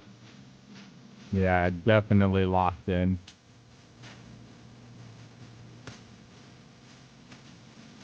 It's completely unfazed by what he's running into. The only person doing better than Intelizer percentage, well, was doing better. Silly Fangirl had a slightly higher percentage than Intel for a moment, but not anymore. It's actually nice to see Nate keeping up a decent rate, or, well, I don't know. Actually, yeah, ratio's all right. Good 200 counter. Yeah, very actually close. having the only V1SS in the lobby. Yep. But yeah, I mean, if he's prepped on that, maybe he'll be prepped on the map pool. Question mark. Maybe. That's a pretty heavy contingency. We'll have to see. We don't know. Actually, AMD also doing pretty good on that. So we'll see what happens here. Team's got to roll now. Come on, 1 point separation. Got to have another one of those. So I am curious as to what these guys are going to pick and ban. Bans, I'm not 100% sure, because I feel like Brazil would probably be in their best interest to maybe even ban SVs. But I don't know. Japan seems like such a enigma when it comes to what they're going to pick or ban. Oh, wow, that is a strong overpowering roll. Goodness. Yeah. Brazil will have the first ban here, and I'd like to think that they are going to go to SVs. It's interesting, though, because who's Japan's third when it comes to SVs? Obviously, we know that Intel and AMD are very strong at SVs. They always have been. But I don't know who their third is. It's probably Puriton. I know he's had, like, I think his SV skills sort of, like, peaks in quarterfinals skip tick. He set some pretty good scores on Groundhog last year. I remember that. Yes. He was doing all right. I think he was their second highest score for Groundhog in particular, and Locke. That's right. I remember them doing a crazy little thing on Waters of Nazareth, too. And that is a... Oh, yeah, that pick was up. Sea Light, I remember that. Yes. But yeah, no, I mean, Japan always comes down with these crazy picks that no one really expects. So hopefully we'll see that in this match. And Brazil banning red lifts, which SV pick, probably something they haven't really practiced that much, and especially given the first half of that chart, I think it's probably a good bet. Yeah, for sure. When you have a discomfort in SVs and you're up against a team like Japan who has extremely good accuracy, hey, you guys, how dare you? Nice. Japan banning out Tsunami All-Nighter, and I am very upset. How dare you guys? For what it's worth, that's probably a good bet. It is. It's very, like, hard to time unless you're just used to playing really, really dense charts where you can get a good feel for it. And even then, you're bound to drop like 1 or 2 200s, like, here and there. So it's very inconsistent. And I think what Japan wants with this match is consistency. Especially with this map pool, that's especially what you need on charts like Cynthia or Her Majesty. Even Monk 2 to an extent. So definitely something to look out for here. And actually, I'm thinking even... Well, actually, no, I don't want to say Japan to take those picks. And, okay, so Japan picking Calamity Fortune. Opening with SVs, well, and I completely agree with you with regards to the notion of the ban there. Tsunami All-Nighter is not easy to play through. You can be as prepared as you want to be and still slip up somewhere. The map is basically made for you to trip up in any place possible. And I like the idea of trying to mitigate risk as much as possible by making it a pure accuracy consistency battle and then just basically saying, hey, we think we can do this, can you? So, I think it's the right way to go. But yeah, opening picking Calamity Fortune. I'm guessing AMD will play here. I'd like to think so, unless there's some reason that AMD couldn't do this map. I don't know. I don't know if anybody else in Japan would be more prepared, but we've still got that open slot here, and I do believe AMD was here a moment ago doing the warm-up, so let's see. Yeah, and Nate is actually staying in wow. the lobby, so I guess he did practice, which is cool, I guess. Definitely cool. And we are actually seeing Mock JP in the place of AMD. That was a little interesting to me. It's possible I that think AMD practiced specific charts, and then like maybe this was just the one he left out. Yeah, I was about to say, I get the sense that the teams might have partitioned their time a little bit for certain picks here. And based off of the rosters that you see here, I get a feeling that everyone knows Matt. I don't think you'd be seeing Nate if he didn't know Matt. I mean, that's a given. And again, we expected Intelizer and AMD to be in the SD pick. The Mock being here basically solidifies the fact that this is going to be a pretty close match, and it's, again, all going to be on chokes. Yeah, and I personally had a couple problems with the intro of this turn. There's a couple times I was dropping 200s here and there, so if it actually comes down to the line, just watch out for the intro here. Just the first 30% of this map is just really weird to play through. There's nothing inherently hard about it. It's just you drop 200s randomly, and there's nothing you can really do about it. Yeah, I think it has more so to do with the releases on the LNs. That specifically is what I had trouble on. And actually, there are a couple sections, I think in the middle, just after the, I guess, I don't know what you want to call it in the song, just the crazy stream in the middle. Yeah, this is actually teleport LNs, aren't they? Yeah, the teleport LNs there, those are not snapped correctly. So, or at least the releases are not. So you have to like kind of manually, like mentally tell yourself, okay, I'm going to release at this point and not when I think I should. But of course, that is just another part of this chart that you have to learn, and learning is really what comes down to the line here in this kind of chart. Flashing score here. Andre missed earlier on in the map, very early, thankfully, so the combo bonus not too badly affected in the grand scheme of things here. Mach JP having a little bit of accuracy dropping. Oh, Lothus actually dropped a bunch of 200s there, and even Silly Fangirl as well. So Japan is just barely winning. 60 points. Oh, okay, that was just one. Okay. Oh wow. Mach JP is not handling these releases all at all. Whoa. It's still so close. Yeah, these scores are flickering occasionally. Back to Japan here. In terms of ratio here, Intelizer is going to help bring that ratio back up. And here comes holding solid too. Mach JP's got to hold a little bit more steady here. And this is the section that could end up determining the song here. Lothus dropping on the part that I just mentioned earlier, and he still dropped 200. That could decide the entire chart. Getting very close to being done here. There's not a lot of song left. Only 8,000 points. The song is not that long, so 8K is within reach if mistakes happen. But we've got one whole section. There's not too much SV difficulty. It's all about releases now and not overholding.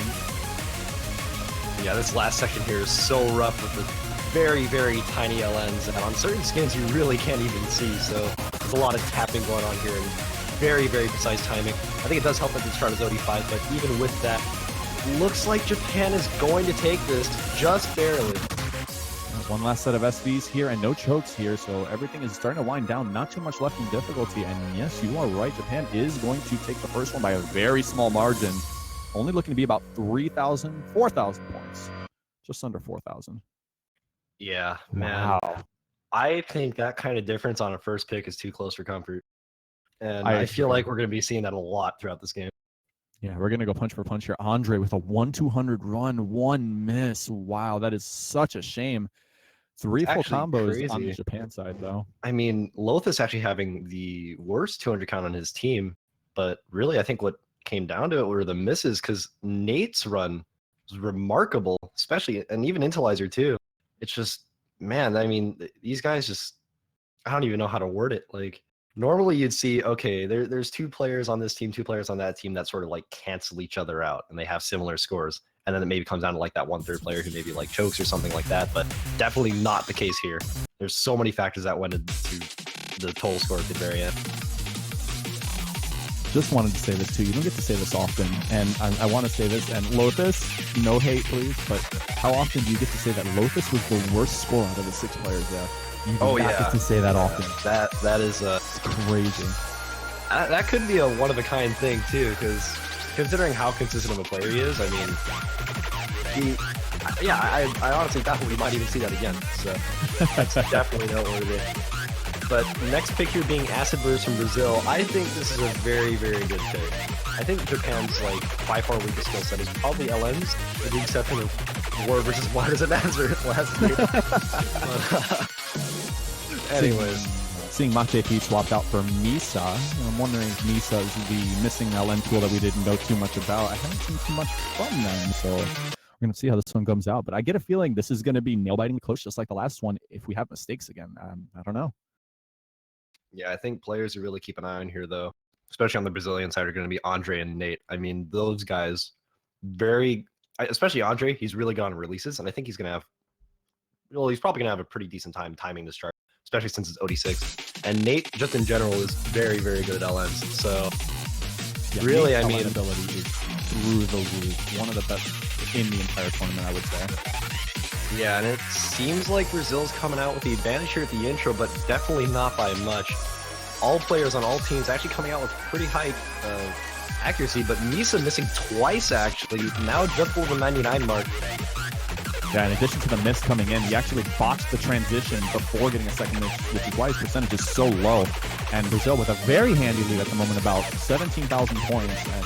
And a lot of song to come, but this song is not particularly long, so.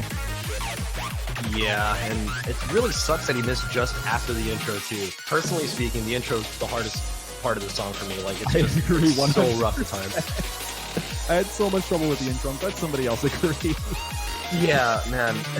I don't know if it's a thing with one charts and intros, but this chart, the 99, couple, maybe, nope, no, not those. I guess it's just those two, but the intros in particular on those charts are insane.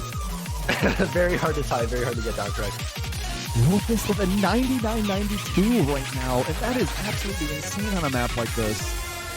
Yeah, doing even better than Intelizer, who's pretty much neck and neck with Nate. Oh, wow. Andre is actually beating out the entire Japan team, too. Just to give you an idea of how well Brazil is doing right now, Intel's 99.73 is just barely better than the worst performance in Brazil at the moment, and that is incredible.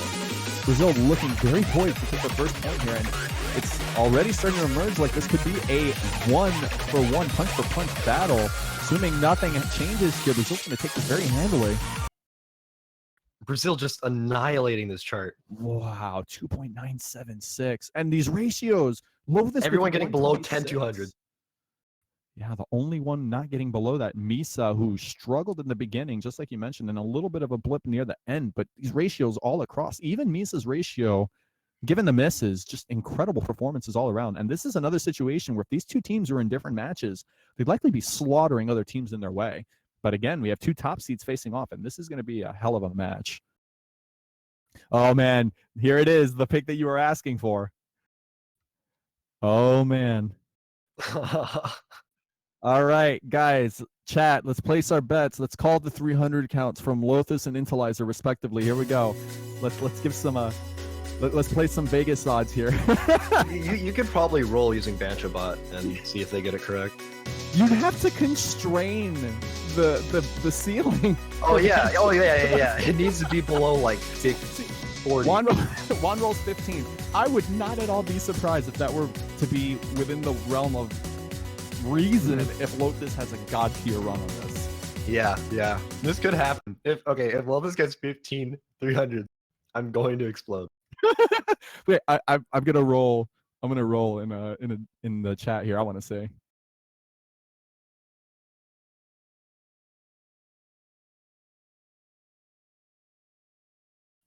Okay, I got 27. So let's see. Let's see if Intelizer and Lotus get 27 or less. I gotta keep my eyes peeled so hard.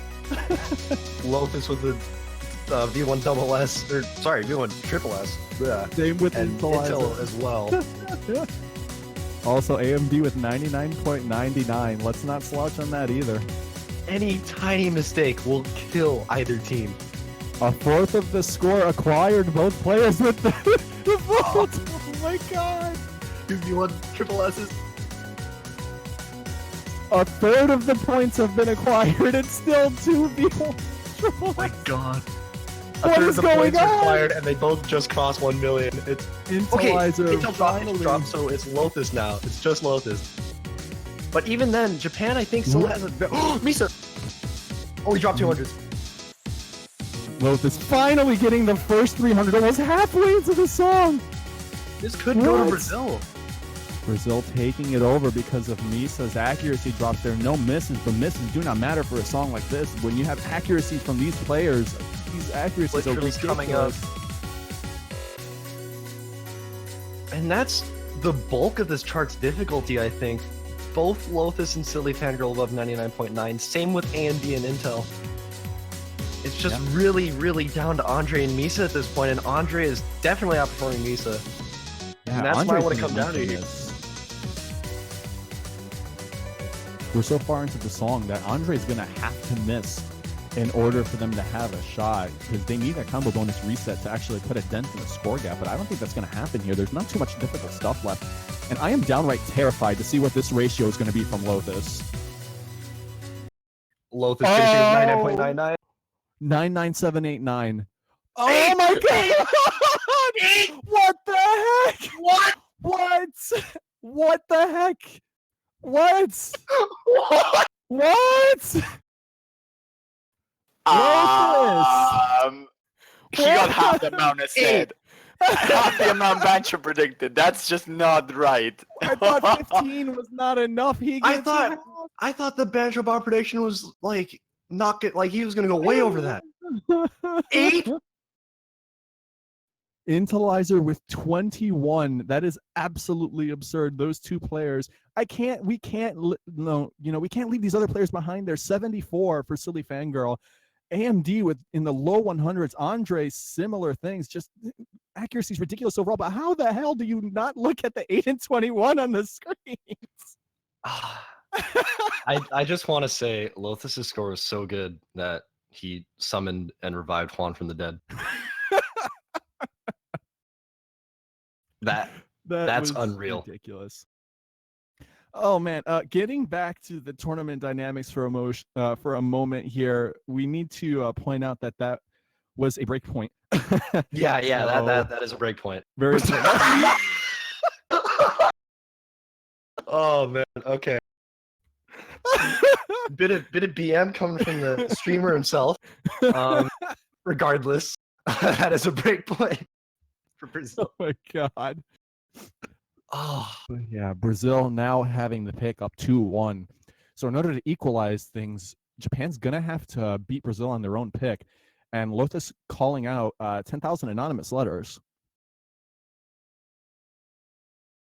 Yeah, and actually that also being that is a good pick, I think, from Brazil. Actually, I mean, it's a couple of tough releases here in the pick of the pool, but it I mean, it's I don't know if Japan can actually pull out the best scores on it, at least compared to Brazil anyways. I know that the scores are still going to be pretty crazy. Here's the thing. When you play a team that's extremely good, or when you play in a match where both teams are exceptionally good, and you have your own picks that you plan on picking for the match, there's always an element of danger when you pick the easiest snap in a certain skill set, because it makes the risk that much higher. If you end up breaking, the odds of a break in return are not very high. So, and I feel like 10,000 letters is pretty easy with regards to long notes. Maybe that's just me. So, we're going to have to hope that it actually works out as they intend here, but there's room for capitalizing very easily on this map if Brazil trips up. Oh yeah, and I mean, really, it's just that pick in particular. Yeah, it is one of the easier LN picks. I do believe that the easiest LN pick of the pool is Sakura Skip, just to time, anyways. But because I mean, there are a couple releases here and there in 10,000 letters. But as far as release picks go, 10,000 letters is probably the easiest. And I think releases are actually specifically what Japan struggles with. I think if Brazil picked Sakura Skip, it really would not have that much of an effect at all, and actually not be the best pick. That's just personally speaking anyways. But I mean, 10,000 letters, this is all right. This should work, and it's pretty tough on releases at some points, and I mean, I think that's all it takes. Now I'm wondering who Japan's going to put in for the third. I'm wondering if they're going to keep in Misa, if they're going to put somebody else in. We know we're not going to see Mach JP. Mach JP is not really specialized to handle long notes, but I don't know about Tinpura, or if they're even available or not. I wonder what their abilities are. Yeah, the only thing I know about Tinpura is that like a year and a half ago, a father uploaded a video, said Slavic Goblins S, and everyone was like, wow, that's a really good score, especially at the time. And then a father didn't even get that score, it was Tinpura, and that's like the only public score from Tinpura. Wow. So, anyway. Yeah, stream having a couple of difficulties at the moment. We'll be back as soon as we can. Oh, there we go. Good timing, good timing. That's it. Oh, man. Yeah, I'm kind of, not to take away from Brazil because they're performing well, but I totally want to see Japan take this just to equalize the match and completely make things much, much more intense here. Oh, yeah. Especially if Japan takes a point on an LN chart, that changes Brazil's entire, I think, picking strategy, really. Definitely makes them scared, that's for sure. They're not as immune to long no choices as they thought they were. So, and that's important because, there's a pretty even split of everything here. So if Japan at any point feels like they can utilize something in their arsenal, especially last minute, you never know. Dynamics sometimes cause you to do that. I still can't get over that 8. No, that's...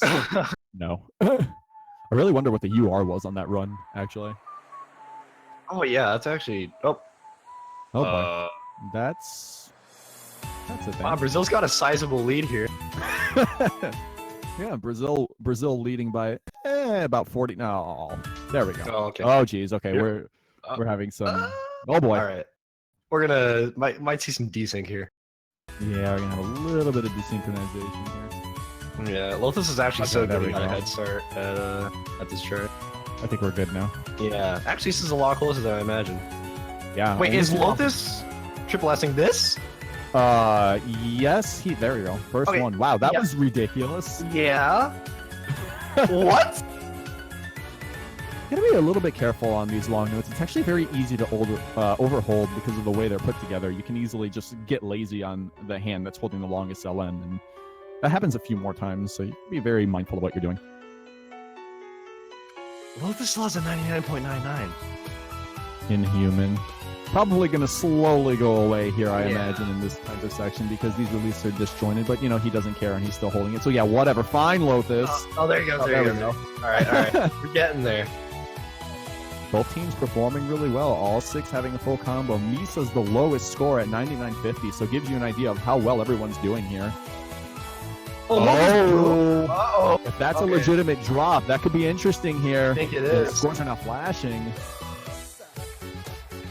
But I think if Lotus if he keeps up a good ratio, I think he could still maintain a proper lead for Brazil, but it'd be very, very close. And he still hasn't hit that 400 combo mark yet, so... Oh man, it is so close.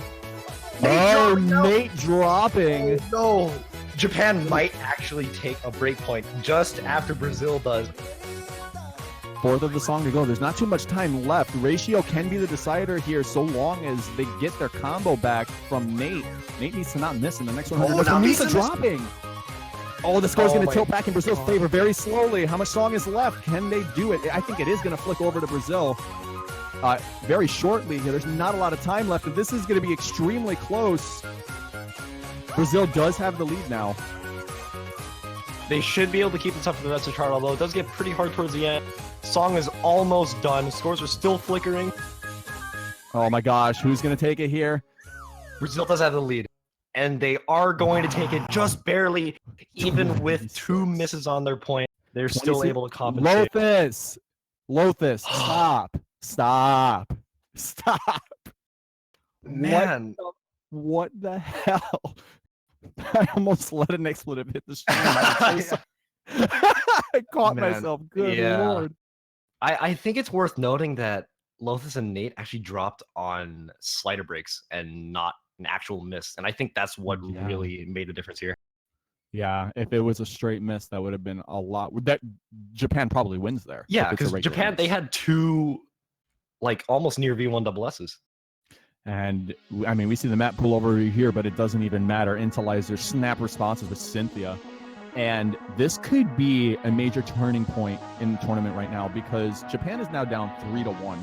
And this is pure, unequivocal consistency. Now, we are seeing Brazil not being the best in that regard. And we did see a swap for Misa, for Mach JP, and Brothers also come back to AMD. So, you know, this is gonna be a pure accuracy battle.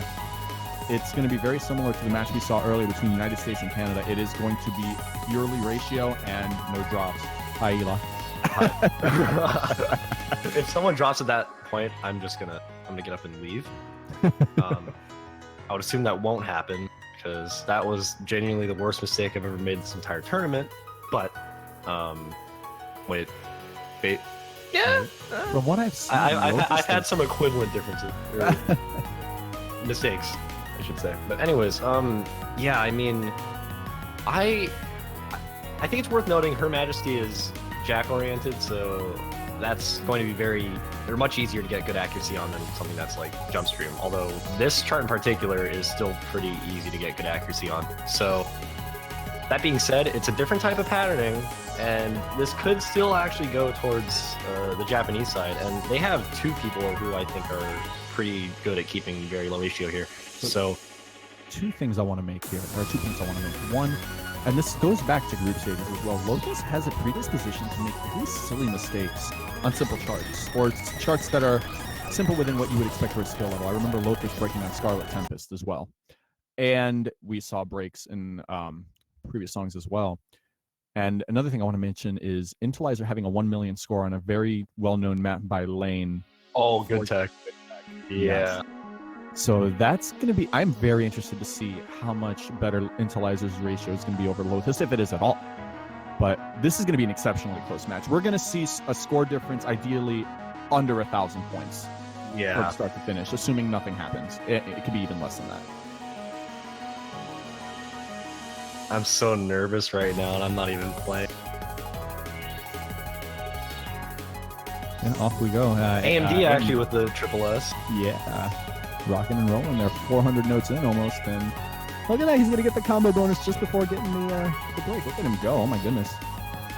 And Japan actually, they're not even letting the scores flicker this early. And might have to do with Nate actually probably either picking up a very large amount of 300s, or the more likely thing, probably picking up a 200 somewhere for their accuracy to be that low at the moment.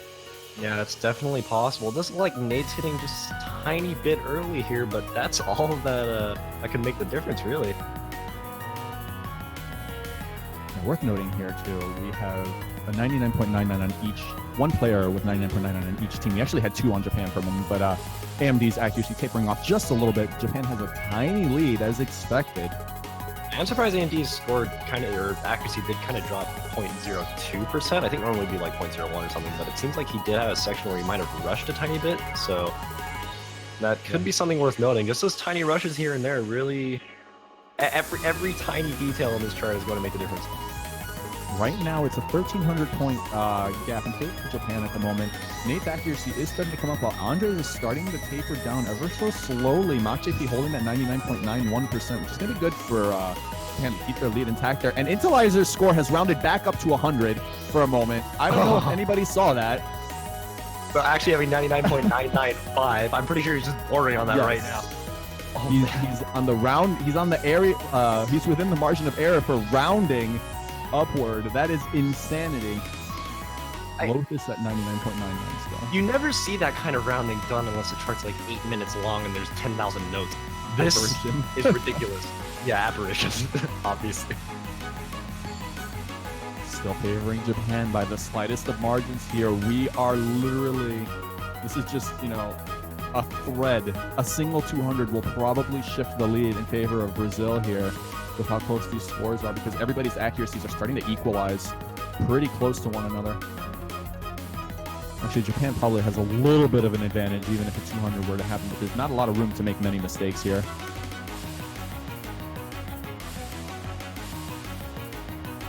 I haven't even hit the very, very dense part at the very end. That, I think, I mean, I don't see anybody screwing up, but right now, just looking at scores, I mean, we've got two players on the Japanese team that are just 99.95 or above. Only 1 for Brazil. I think Mock actually is matching Nate right now and even Andre. So this, so far at least, this seems like Japan should take it. But here it is, the, I guess, stamina-oriented section of this chart. Yeah, more split-handed patterns in here, so a little bit easier for your accuracy to fall downward just a little bit here. Not seeing any degradation on the Japan side. Silly Fangirl dropping 0.01%, but actually gaining that back here, so no real dropping here. And the two champions here, Intelizer and Lotus, still at 99.99%. They give no cares in the world at the moment. My goal right now is just to see every single person in the lobby get a V1SS. Not sure if that's the case with Nate. Yeah. But we will see it happen. Well, we might see it happen. Given how early the percentage was where it was, I'm wondering if he just got a large slew of 300s, but I'm not sure. We're going to have to find out. But in any case, Japan taking that pick, and they needed that pick. It was a very important win for them. Match is not far out of reach yet. They will need a break point at some point, but here's the ratios: 19 full lobby. and 26. Full lobby getting a V1SS, but yeah, 19 and 26. That's unreal. And A&D even getting below 100. 315 for Japan, 226, 240, 456 for Brazil. Wow. And it's crazy. Like, every single player got just probably the best score possible. Wait, it's how just does... Oh, never mind. I'm never mind. I lost myself for a moment. Okay. I was about to ask, like, why is it only S's? And it's like, hey, score. Yeah, score 2. But yeah, I mean, every single person getting a V1SS. It's hard to come by a team that will actually fully like V1SS that with pretty decent accuracy, and both teams are there in the lobby, and every single player gets a V1SS. It just came down to the 300 count, and Intelizer and AMD just annihilated. Yeah, that's not doing it justice. At this point, I wonder what the next pick is going to be, because you talked about it earlier, and I can't help but agree. Sakura Skip is not a safe pick for Brazil, in my opinion. Even though it's a long note pick, it's not that bad overall. So you got Beyond the Earth still. I'm guessing that's going to be one of the remaining picks, but after that, what do they do? Yeah, really. It seems like in the long run, this map pool might favor Japan.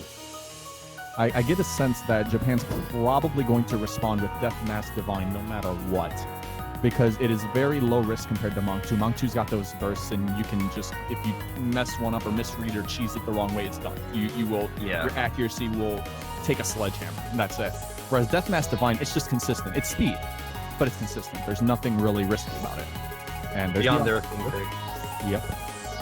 The best pick out of all these so far, at least for Brazil. So, not surprising. I do want to note, though, that, I mean, Japan's opening pick for this match was Calamity Fortune, which is an SV pick. And considering Brazil actually did ban SVs, it's entirely possible that Japan could go towards the route of NeuroCloud9. And that chart in particular is, in my opinion, the hardest SV chart in the pool. So if Japan really, really has it down, they're somewhat comfortable on it, they could actually take a point there. It would be very, very risky, and probably more risky than, I'm forgetting the other chart now. Either Sakura Skip or Death Mask Divine. But I think that option is there, and I don't think Brazil is going to take that anytime soon. I don't know how the match is going to roll out, and it's like you said, NeuroCloud is so incredibly dangerous. If Brazil has practiced it, maybe they pick it over something. I can't see them picking it over something else. I don't know. Maybe they're nervous about Japanese transformation. It's very easy to make mistakes in that because of the incredibly fast one-handed trails in that stream. If you come in wrong, you can eat it pretty hard. Yeah, I think, especially with Japanese transformation, the US team, we all kind of collectively looked at it. I think only 2 of us played it, and some other people sight read a bit of it, and we're just like, yeah, don't think we're playing that. It's a bit too inconsistent. that was our ban from the get-go. So.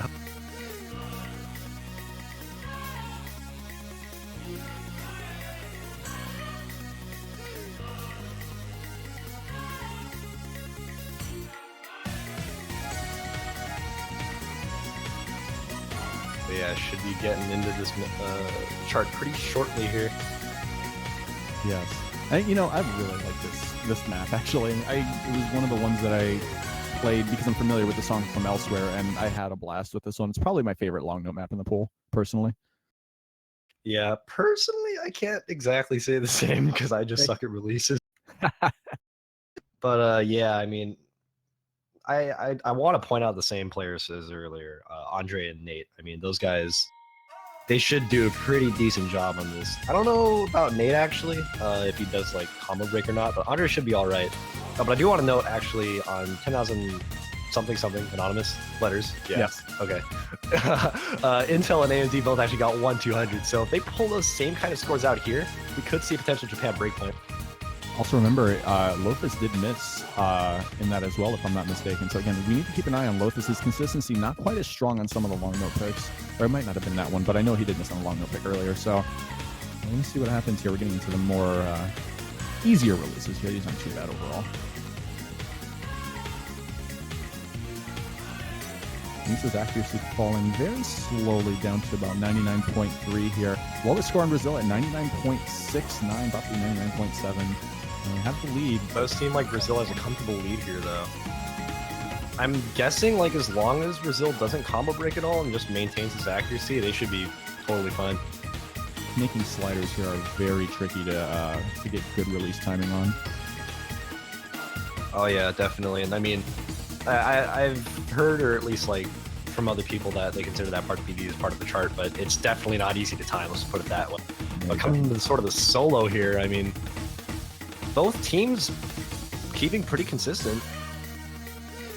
Yeah, no drops anywhere. This is very, very close. It's just coming down to Piratom and Misa fighting up against the bottom two of Brazil, but unfortunately for them, they are way out of range with their 99.4 and 0.3 respectively to 99.6 and 99.7. I mean, not much can be done here. They need to hope for a drop, and that's basically going to be all that sets the difference here. Yeah, that's kind of unfortunate for Japan here, but then again, like, I think this is totally fine if Japan lost a point here. Misa even combo breaking there. I think that's going to seal the deal. But for sure. Still, I mean, yeah, Japan, they've got a lot of the map pool to work with. Let's just put it that way. And I think at some point, Brazil might be exhausted of charts. And if all things go well for Japan, anyways, I think this would go to tiebreaker.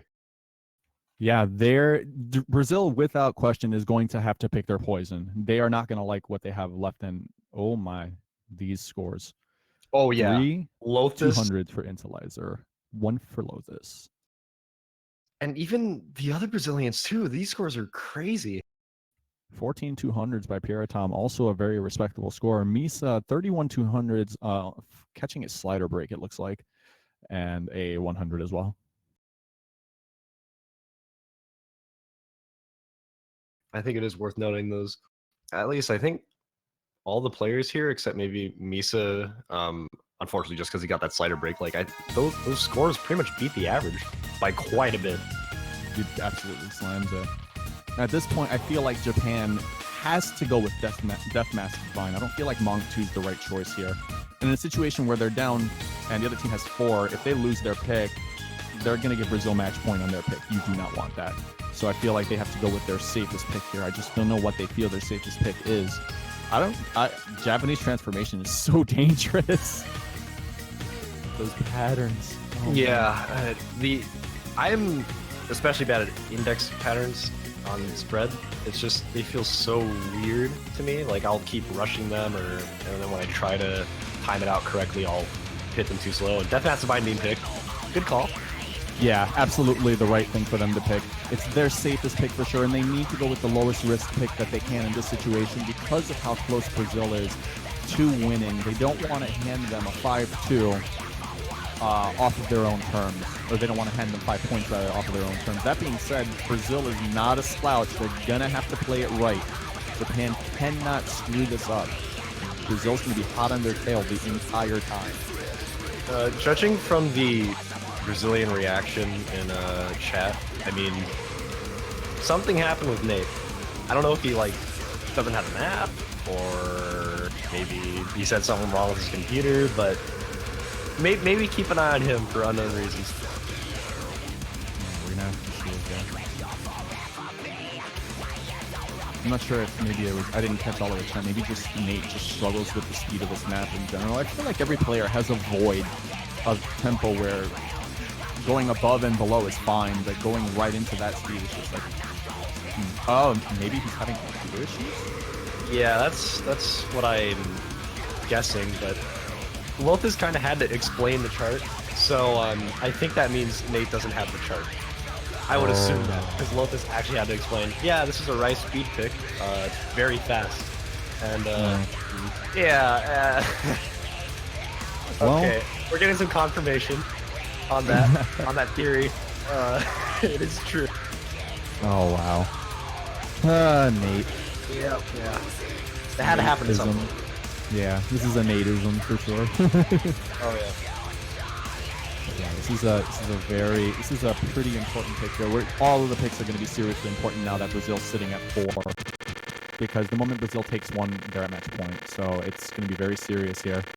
Yeah, and I'm gonna guess Japan takes this. This should, I don't want to say comfortably, because Lothus is still gonna set a very good score on this. I cannot doubt that at all.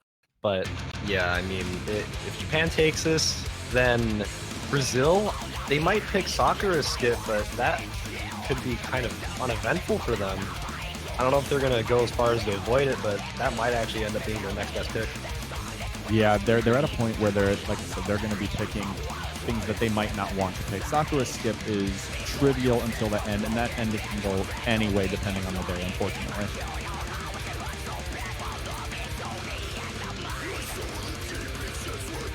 Very compact accuracies on the Japan side. Highest 99.93, the lowest being 86, although Mach having a little bit of trouble on those release, falling to 99.80. I don't think there was a 200, though. Yeah, it must have been just a couple sets of 300s there, but scores are flickering now. Oh, Andre breaking! Oh, that break is very nice. Is that it? I mean, maybe. it's a bit early into the chart, but considering the difficulty of this, I don't know if anyone in the Japanese side will break. Maybe a couple 200s here and there, but at least now they, well, maybe don't know, but they can spare a couple 200s here and there.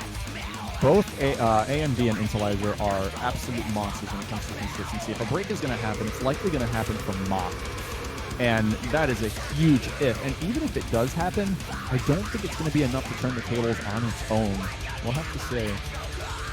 Andre's large accuracy drops earlier on top of the miss, compounding to a pretty large score gap. I mean, they're up about 5,000 points, and the song is not that short, so that's a pretty significant lead, actually.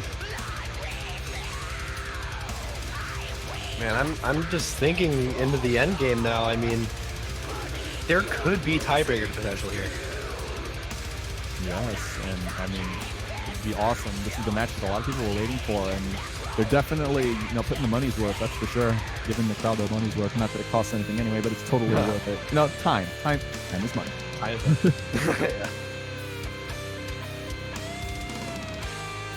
But man, I mean, I'm just thinking, like, who would actually do better on the tiebreaker? Because there's a couple SVs in there that aren't the most sight readable, and Nate kind of has to play the tiebreaker. So, that could be rough for Brazil. And here's the other thing. The fact that one of these teams has to go to loser's bracket this early into the tournament is going to be so scary, and I feel bad for whoever has to deal with Brazil or Japan in their half of the loser's bracket, because that is not going to be a fun experience. Yeah, the shark pit didn't exist. Yeah, I was going to say, they go down to the shark pit. No, these guys are the sharks. Whoever goes down is going to be the one that's delivering disaster for the team, for sure. Getting down to the last streams here, the lead has not changed much. If anything, it's grown slightly in favor of Japan here. And again, Japan's score is pretty compact.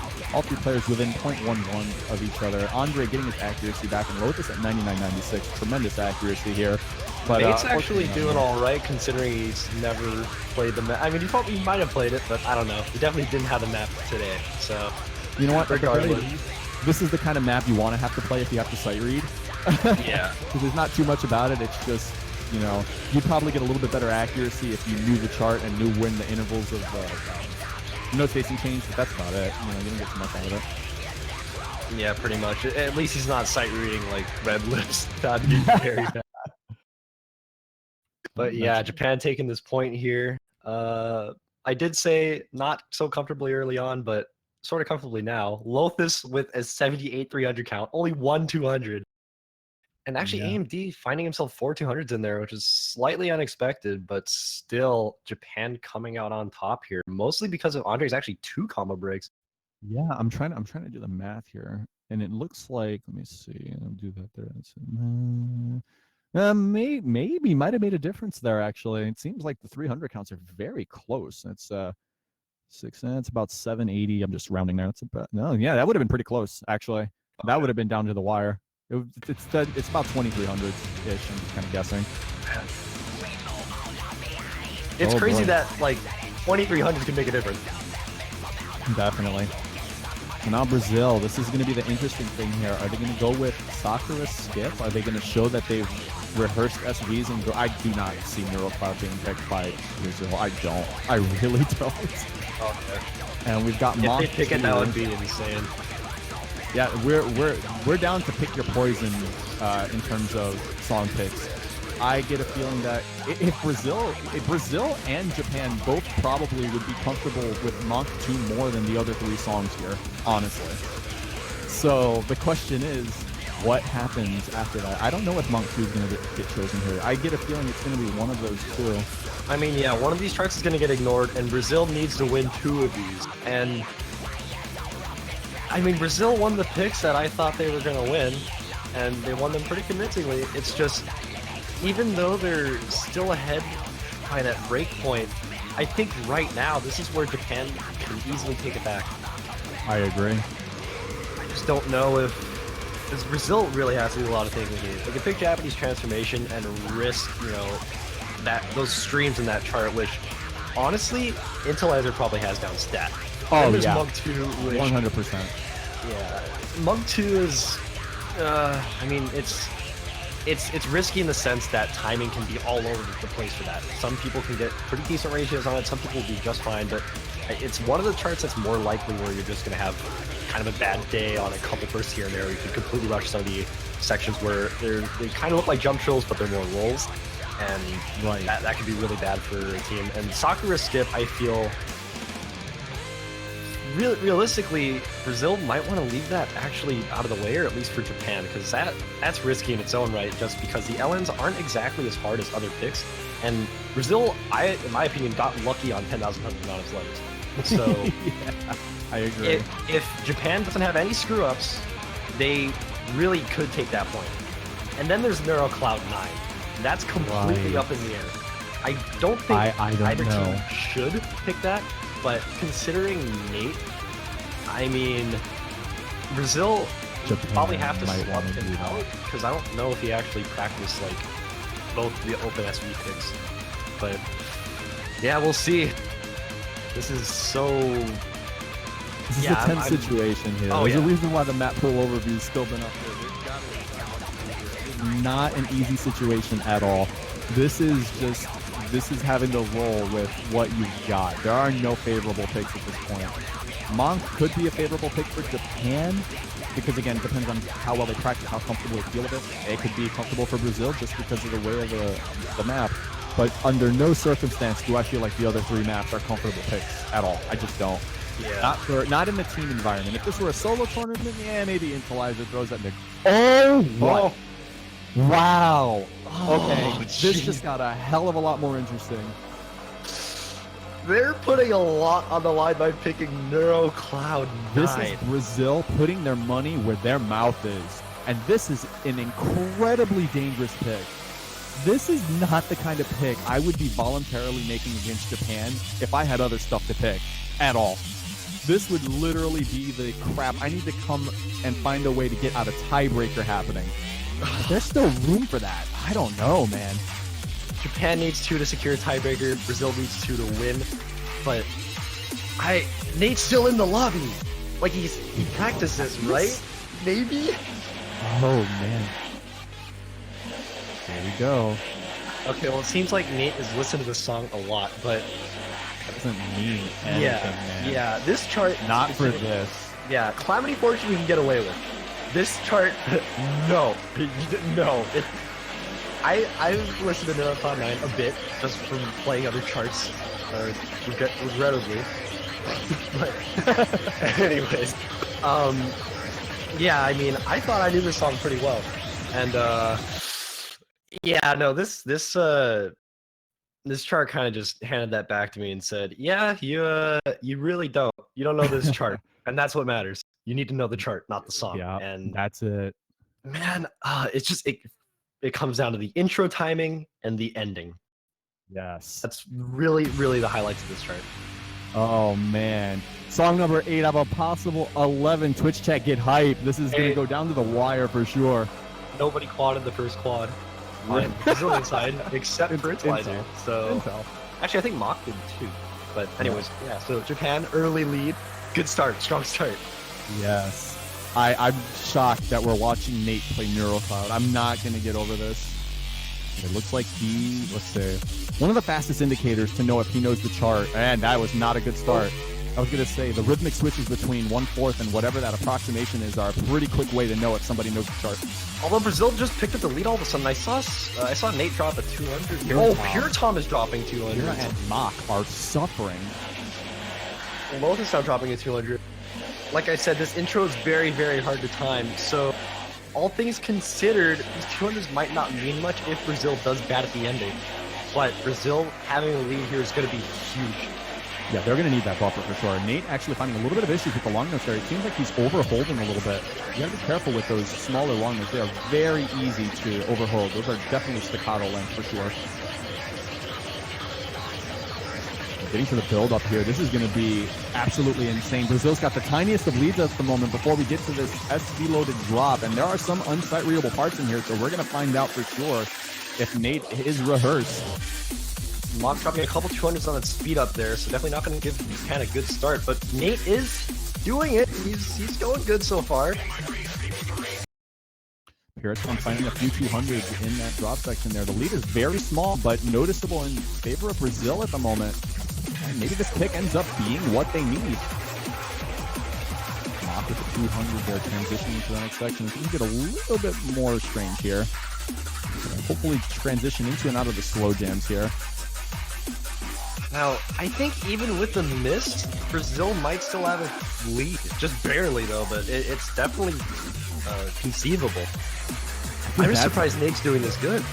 Yeah, seriously. I feel bad for Mach here. Mach's got a full combo, but the accuracy is so poor compared to somebody who you would expect be full comboing at this point here. And Mach's having a lot of trouble actually stabilizing accuracy in this section.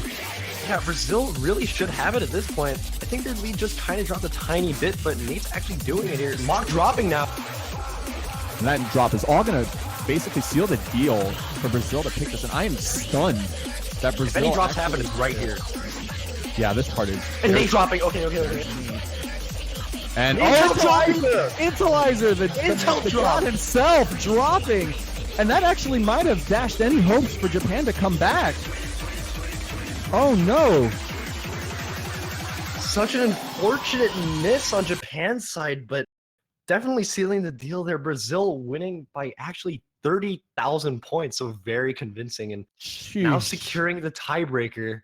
Seems like Brazil can make it out of this alive. They're seeing the light at the end of the tunnel here, but if Japan gets 2 more points, they can take this to the tiebreaker.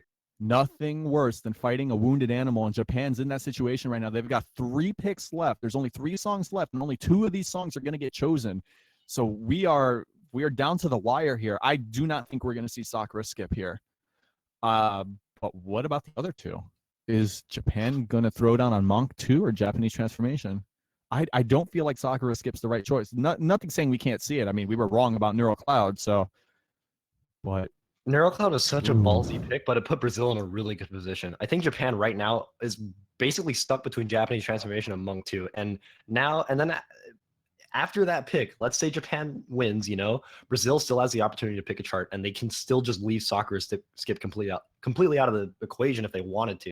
Granted, it's probably the better pick in their situation if they're really feeling comfortable on it. But man, I mean, right now, Brazil, Brazil, they, there you go. Wow. You got it. I am, yeah. You're good, man. You're good. I'm lapsing into a different dimension. But yeah, I mean, they've got a really good position here. Oh, I heard the NeuroCloud Nicer. I'm like, what? We're playing this again? It's like, all right, we're gonna do a mulligan and we're gonna play it again. Didn't count. That was a joke, guys. That was a joke. Hey, if we actually ended up playing this again, Brazil, I'm sure would be very happy with that. Oh gosh. 3 songs to go. Only 2 of them are going to be picked. And then we're going to be forced to see Fleshbound if it gets to that point. And man, I really don't know how that was going to go. If Japan practice Fleshbound, they should win. Should. Don't know, but it's a possibility. Still waiting patiently here. We're walking on eggshells at this point. Nothing is, and there's Monk 2. Monk 2. All right. Fair pick, totally fair pick. I don't know if it's the best pick because I just don't know how Japan plays on Monk 2 or Japanese Transformation, but can definitely say if they're not feeling too hot on speed, then this is a way to go. And really just, it comes down to ratio here. And we've gone from jack accuracy to jump stream accuracy, and now we're doing tech accuracy. This is still up in the air, you know? Yeah, this could go either way. When you have this few songs left against these 2 teams of this kind of caliber, you know, there's nothing safe. It can go any way for any of these picks now.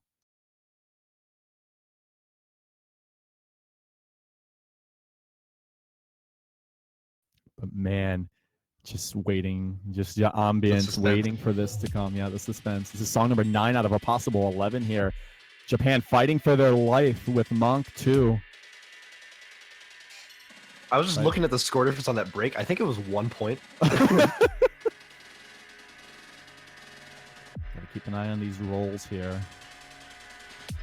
AMD did not fare very well in the rolls. No 200s, but a very big slew of 300s there. Not too much damage on either side here. Brazil taking the lead purely on ratio.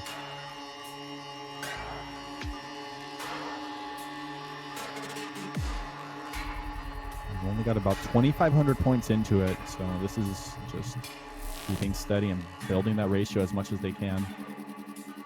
We're going to get out of this introduction here. We're going to start seeing the accuracies fall very slowly. Things are going to step up a bit. Oh man, it's so tense right now. Brazil does have just a very slight accuracy lead here, but there are a couple bursts in this try attack. Oh, Mock dropped the 200. Okay, that is not what Japan wanted at all. No, they need everybody's accuracies to be as high as possible to hold on to this. I mean, they're fighting up against some ridiculous ratios on the Brazil side here. There's still a lot of tough stuff to come here. It does look like Andre actually did end up matching with Mock here. Although Mock dropping. Oh man, Mock finding the miss, and that is really bad news for Japan at the moment. As long as Brazil keeps combo now, I think they can just take this entire match here. There's still a little bit of song left, but not a lot. Brazil having about a 10,000 point lead. Not a lot of time left though. I'm still waiting on that jack on 3 and 4 here.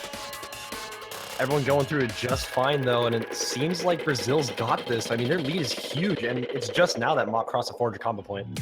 Yeah, it took him a long time to recover, and there's not much song left, unfortunately. We're going to need some massive chokes on pretty arbitrary sections in order for Brazil to lose this here. And the song just getting to its ending. There's nothing dense anymore. Brazil with this kind of lead, there's no way they can lose this. No, that's all, and it looks like this is going to be it for this particular match. Took 9 songs to decide it, but Brazil will take it with a score of 6-3, and these ratios again ridiculous. Look at this with 58. That's Intellizer 94, 2v1 double S's.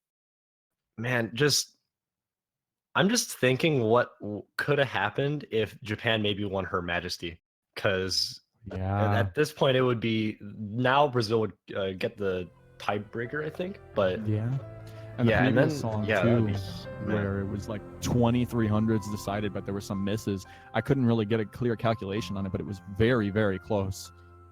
What an incredible showing by both of these teams. So leading into the match, we were saying it's a match of the round, and I'm glad I can confirm that, because that was insane. I'm also happy we got the flag right at the very end too. So Yes.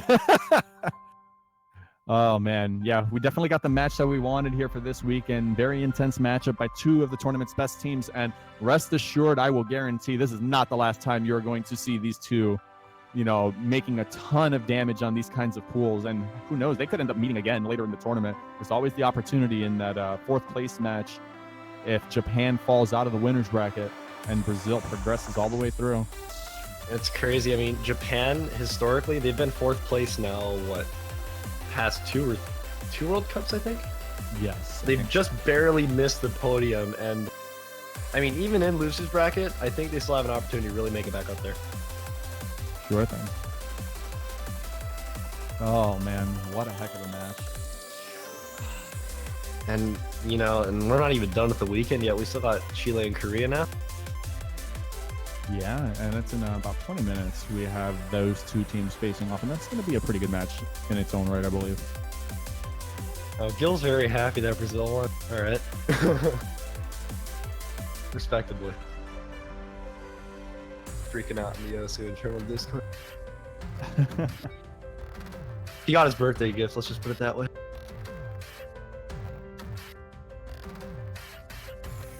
But yeah, I mean, that match, that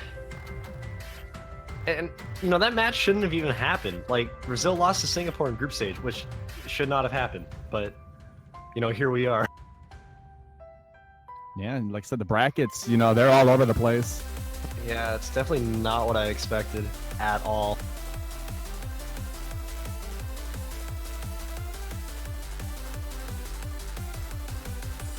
Okay, I gotta pull up the bracket here real quick because my predictions are just... I can't predict. That's how crazy these brackets are. It's shaping up to be some pretty good matches incoming, regardless of what bracket you're in. Oh boy. Yeah, so US versus China definitely confirmed now. Singapore, not sure who they'll play. I would assume Britain. That would be the assumption to make, but that actually could be interesting. I'm actually surprised that Malaysia just completely clean sweep France. That was a crazy match in its own right. Yeah, and then now we are waiting on... Oop, bracket disappeared. I was trying to look at it, but that's my own fault for not paying attention quick enough. But yeah, we've got the upcoming match here, and then I believe the losers of the previous match, Japan, who are they playing against? They're going to be playing against the winner, or the loser of... Japan's playing against the... Yeah, thank you. Japan's playing against the winner of Sweden and Indonesia, and of course, Brazil will play the losers of this match. So Brazil's going to be in for a pretty decently difficult quarterfinals match, but they're also coming into a round that's going to probably have a much harder map pool, which is going to play more to their strengths as well, too.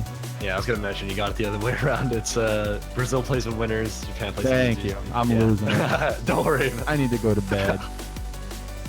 Yeah, it's getting In any case. long of the day now. But yeah, actually, Same so Canada plays the Philippines then, actually, in losers bracket. And then the winner of that... Oh, okay, that's a bit farther in. That much I can't predict. But yeah, I mean, so far confirmed matchups, US, China, Canada, Philippines. And I guess we'll see soon enough the winner of this match versus Malaysia and the loser of this match versus France. And it's crazy. I mean, both these teams, at least from the last match that we just saw, Japan and Brazil, and this match, Chile versus South Korea, they're both top-seeded. Yes, there's a lot of top seeds. It's been all top seeds, actually. This whole block is top seeds. Oh yeah, even Canada, huh? Oh wow. Yeah, US, Canada, Chile, South Korea, Brazil, Japan, all top seeded in this tournament, and they're all facing against each other in the round of 16. Yeah, 3 top-seeded teams in the losers bracket after this round, which... Ooh. Yeah, that's gonna be rough.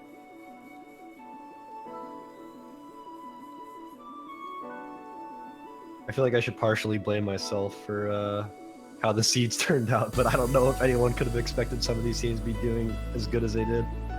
Thanks, Eli. Yeah, all my fault. All your fault. 100%.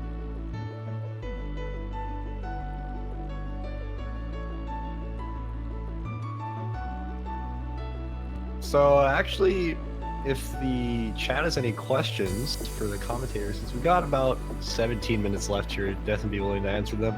And I guess what else? Oh yeah, banners. They're actually out now. They're cool. You can buy one. That's cool.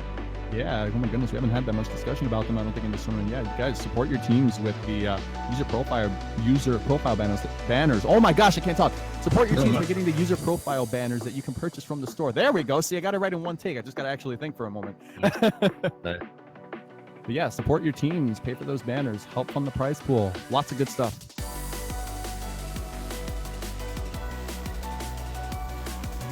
Why don't I curse and tape more?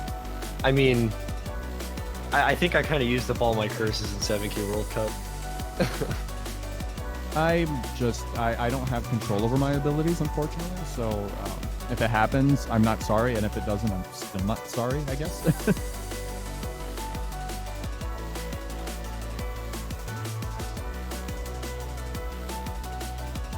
When will rates be introduced into this game? I don't know. Ask the devs.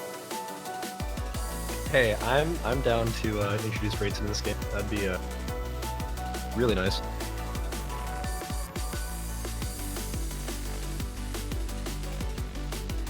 "100% Jesus." Yeah, that. See, I don't know. Like when we made that collab for our avatars, yeah, I don't know what was going through our heads, but we just kind of found the pictures. And the rest is history.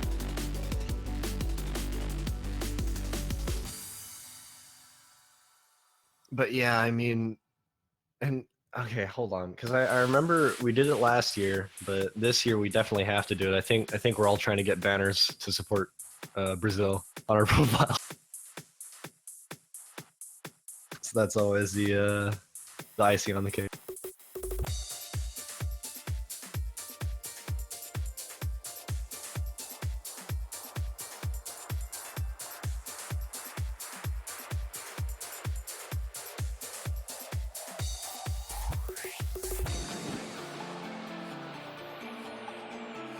Well, it seems like momentarily the the birthday boy is gonna join us here.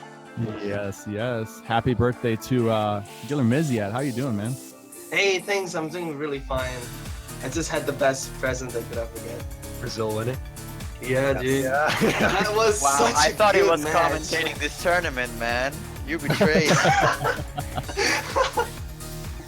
We got 4 people in here. I wanted to say happy birthday and you're old, but then I'd be calling myself old, and that's not cool. Oh no! Oh my god.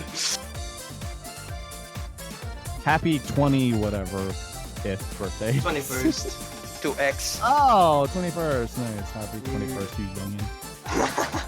Hey, I'm still here.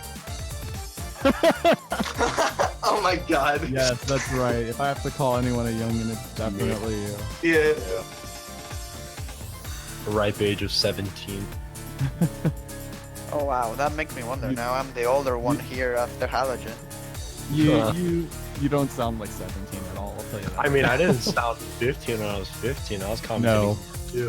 No, you didn't. When I found out how old you were, I was completely stunned, actually. Yeah. No, I wanted to sign up and commentate for 7K 2016, I think. Was it 2016? It was 2017, I think.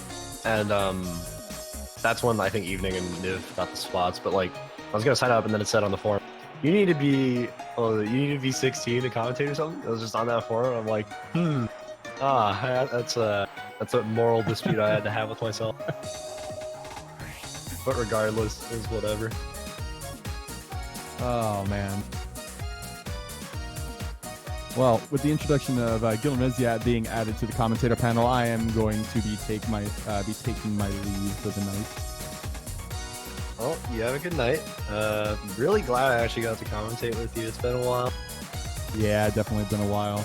And I had a great time commentating that match. It was a hell of a good match, and I hope everybody on Twitch enjoyed the casting.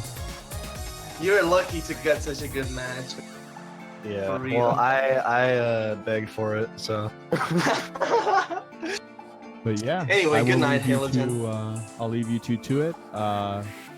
Peace out, Twitch chat, and happy birthday, Gil. Thanks. See ya, Yeah. man. So, Gil, I guess we have a bit of an interesting history commentating. Oh yeah, we definitely do. Yeah. Fortunately, I don't have my pizza on me, so no funny jokes here. Oh, rip.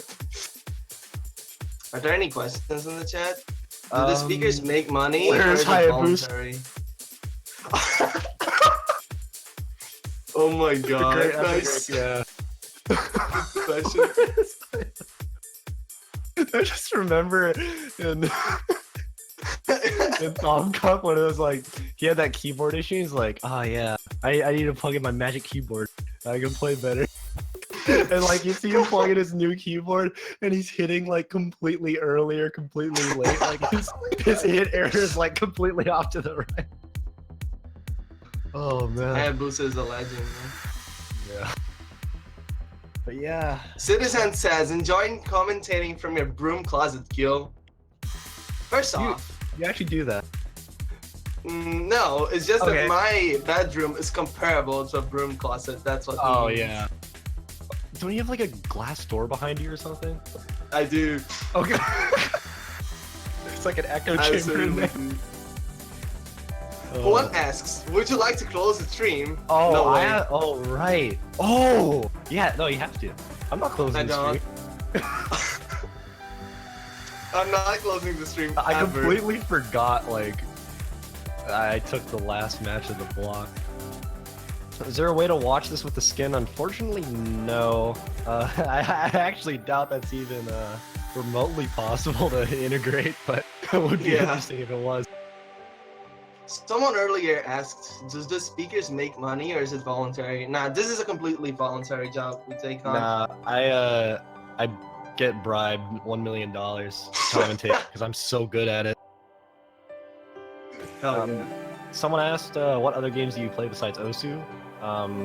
Originally I played, well, I started with Beatmania 2DX, so like out of just rhythm games, like pretty much every single one you can imagine, probably. Yeah. But Yeah, yeah, no, like I played rhythm. Go on. 2DX and like 2DX. I started with U-Beat actually, so that's an interesting fact. But yeah, 2DX, U-Beat, a lot of the Monty stuff, and then like Can I got into music. LR2 and stuff like that. Can music. Oh my god. Yeah, shout outs to like the 3 Koreans that still play Can music, because that game's legendary. Yeah. Anyway, for like as to myself, rhythm game wise, I play Step Mania and LR2, though I'm basically retired from everything now. And as for other games, sometimes I play Trackmania. I also play Tetris, competitive Tetris. Yeah, actually I try getting into Tetris a bit too, but I'm not the best at it. But also, oh, don't forget FFR. Yeah, hey, don't forget FFR. Actually, I don't know. There's word of a tournament coming around for that, but you know, we'll see. We'll see what happens. Oh yeah, feel the beats, bro. That's a bit of an ancient one. But besides that, nothing else. And actually, I didn't even go over the other games, just the rhythm games, huh? I got into CS:GO for a bit. There's that. true. I played a ton of CS before I played Mania, so there's that. Okay, I guess besides that, there's not much. I'm never getting Tetris Grandmaster, man. I'm never gonna reach that rank. I don't. That's so far away for so many people. I mean, Yeah, I'm currently an S6, so I still have a whole grade section to go through. yeah. Yeah. Hey, Gil, are you gonna return to competitive Mania? I don't know, man. If I do return, it's going to be 7K. That's for sure. Why is my OSA named Stupid Man and not Ella/Thong? It's because someone, the coolest guy in the universe, Midtown123, renamed me on Skype to Stupid Man, and I said I'm gonna change my name on OSA to Stupid Man. And that was 2.5 years ago, so kind of stuck. Also, I just don't like having a professional OSA name. It's actually got to the point where, okay, so when I joined for commentary 6 months ago with 7Key, Ephemeral offered me, and by offered it was very like, hey, you should change your name right now. I'll give you a free name change. And he literally offered me a free name change. But, you know, I stuck to my roots and I said no. Because, you know, this name is awesome. It's really cool. And, You yeah. used to be in silence for 42 hours. Yeah, also shout outs to Stupid Woman, Stupid Kid 231, TKK Fangirl, Free Amy, 2015. Oh yeah. That brings me back, man. Oh my god. Yeah, I unfortunately refuse to answer Amosite's question because that's a no-no.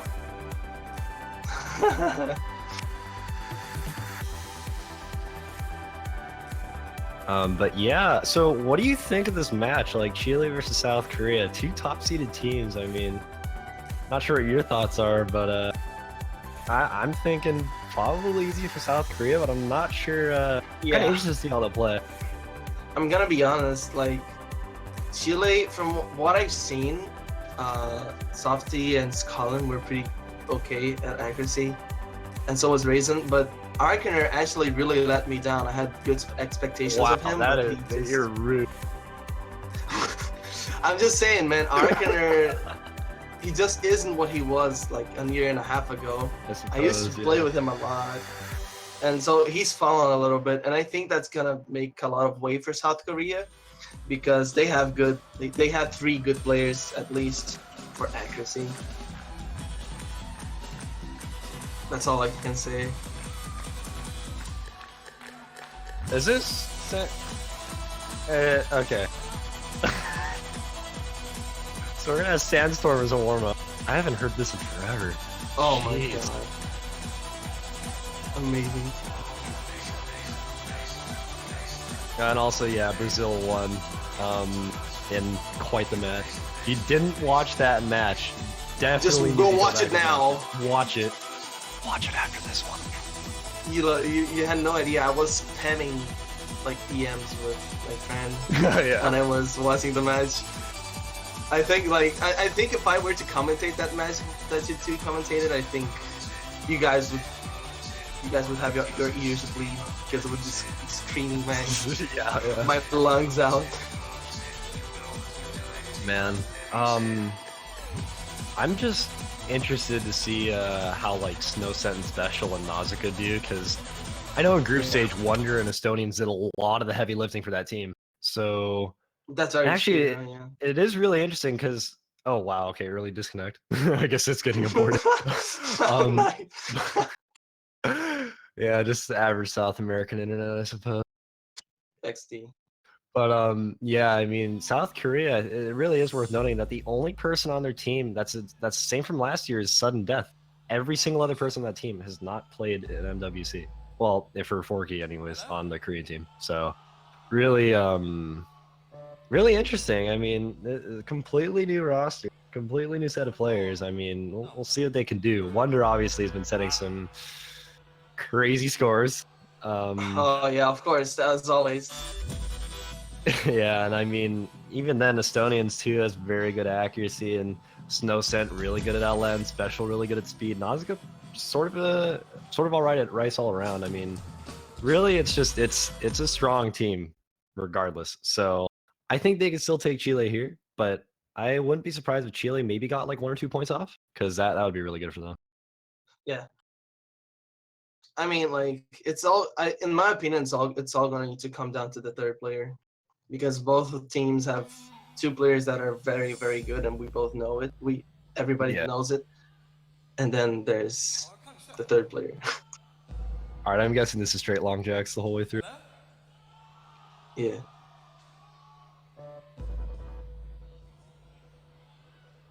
I haven't heard this song in so long, it's crazy. I remember, like, I don't know, back when Vibro was kind of getting revived, like people were like, "Oh yeah, play Sandstorm 1.3 from like Yeah. HSMP 1 or something." It's like what? Best Vibro map ever.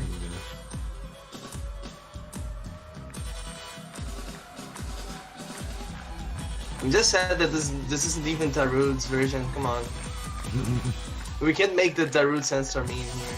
Didn't someone convert that to Okay, I this don't is remember. fast. What? Okay. This is very fast. Oh This my God. reminds me of like the earlier charts I made, like Apollo. Oh no, dude, Pipe Dream. Like, dude, if we ever play the UK, and at some point we play the UK this tournament, our warm-up is Pipe Dream. I'm putting that out there. Like, I don't care. You better get ready. I'm aside. I see you there. I know you're there. And too bad Sleepy Darkrai's not playing. I think he's the only person who actually really appreciates that chart. I know, right? I don't know why or how. It just feels so bumpy, man. Oh, it's so oh man, it's such a joy. It's so bumpy to play. 8-star, like 250 BPM quad vibro. Yeah. It's just so mean to put this as a warm up though. Oh, Walter Toro. Poor Sabex. Poor no sense. Sabex actually failing. Yeah, this would be a warm up for like me and Dot. And that's about it. Man, what is this ending? Oh my God. The Quads and oh, nice. Yeah, well, I thought Hollow was gonna be the worst warm up this Well, week, but not. Nope. Nope. Wonder with a Wonder. 98.3. And this guy. I'm not even jazzed. surprised. Yeah, that really shouldn't be surprising. Did you see his architecture score? Oh, I did. Yeah, that's man.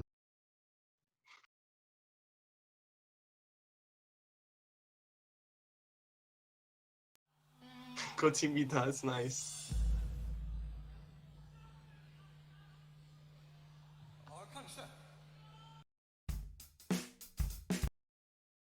Oh, so that was the oh, nice. Another SV warm-up from Chile. Oh Understandable. man. This is how Chile flexes, man. They go with these SV Yeah, of warm-ups and course. then they just instantly win. Like, man. I mean, it's Strike- more like striking this is fear. how Walter flexes, right? This is how Walter flexes.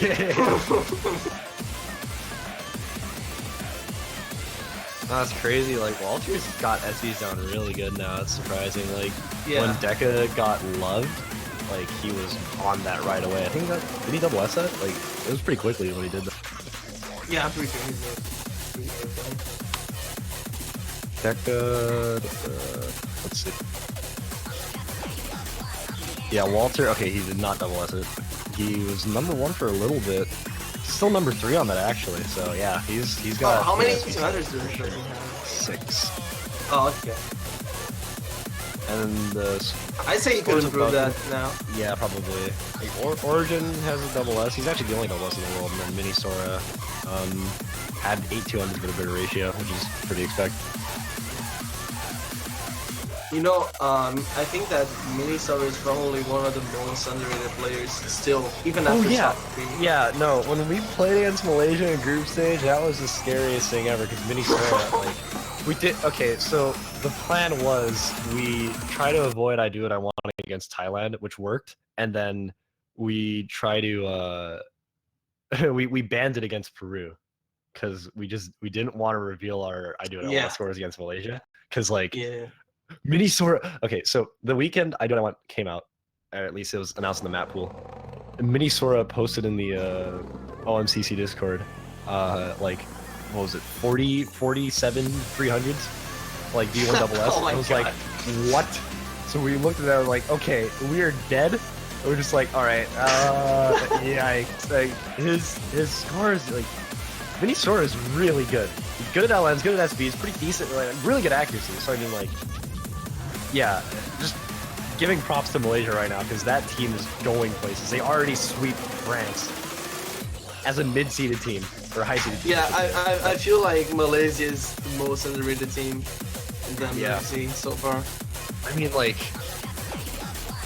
I expected them to do pretty good. I just like, I think right now the players that are surprising the most in that team are probably Nioche and. Well, Mini Sora I kind of expected, but definitely Nioche. And actually, no, X-Ray. His accuracy and Jax is Oh insane. yeah, Ray. Yeah, Ray is someone that's also not very well known. Yeah. But I did know about him. Yeah, he played Saw 3, right? Yeah, he did. Okay, anyways. away from the topic of Malaysia for a bit, we got Chile and South Korea in front of us to focus on, and South Korea actually winning. So maybe Walter Toro not flexing as hard as he'd like. I know, right? He's losing to Water and to Special. Come on. I mean, this is a lot more dense than it is SV oriented. So yeah, it's more of a hybrid deck, right? what? This song is something. What was that teleport? What? Oh my god.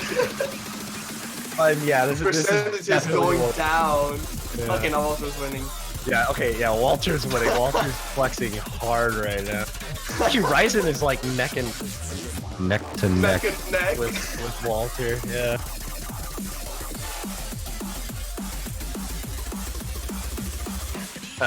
Yeah, this is not the tiebreaker. This is not the warm-up. I don't think this would be... If this gets picked, I don't know. It would be hilarious if there's a tiebreaker of the quarterfinals after this was picked as a warm-up. If this gets picked as tiebreaker for quarterfinals, I would not like that at all. I think this is just we have A to be picked even. Yeah. Well, you never know. You never know. True. This is very long though, wow. Because I mean, Toph's Dan's Limited Son got picked, and that's very SVA. Yeah, that's true. Although to be fair, that was admittedly forced. So.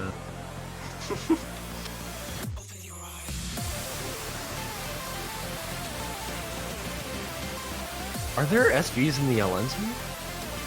I guess so. Not on the inverses though.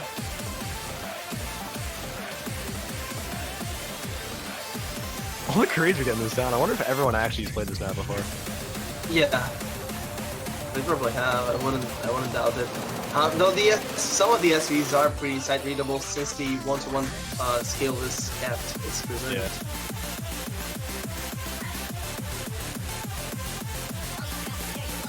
Now a little bit of a melon heavy fighting. These are very tricky LNs as well. Wow.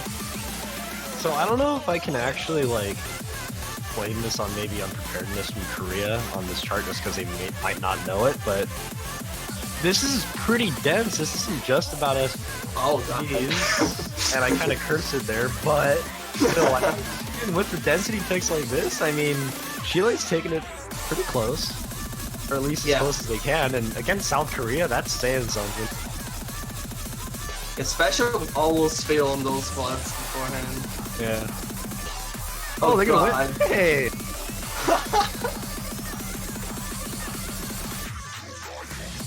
Oh. Jesus Christ, it's ending. Those hands. Man, that's a bit less of a Craigasm, more. Walter wins, man. Walter wins. That's all. Walter wins. Wait, he tied with neck and neck.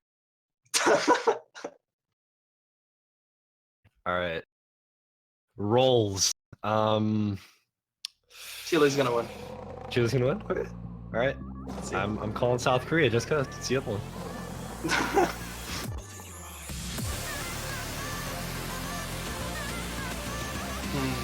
A lot on the line here. Sort of. No! Rest in peace, South Korea. Just one more than Lothus's 300 count on Her Majesty. What? Okay. Okay, this is epic. What, Alice? Oh, okay, what the hell, one? What? You made it. Stop. I hate you. I hate. Oh my god. The ultra troll. Oh my god. Just gave you a heart attack, one. You're such a mean.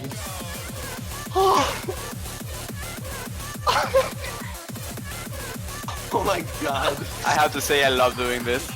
You gave me a stroke, dude. Oh my god. Did he already do this before? You already did this before? No, okay, well, he only did that with the Brazil wins thing, right? After Her Majesty? Oh, When yeah! he flashed just to her Brazil wins. Oh, god. Okay, so Korea bans Calamity Fortune. Reasonable ban, especially against Chile.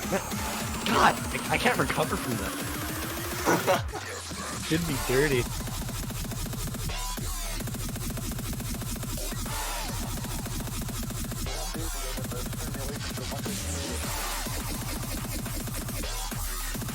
Let's see for Chile bans. Should be LN. I wouldn't. Yeah.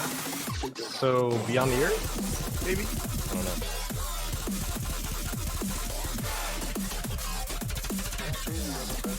I mean, they could end up banning Acid Burst instead.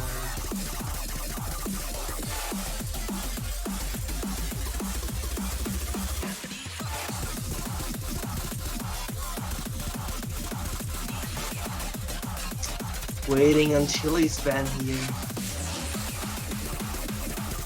They seem to be at an pace actually. Okay, so Chile, yeah. Oh, okay, there it is. Okay, yeah, Beyond the yeah, Earth. yeah, yeah.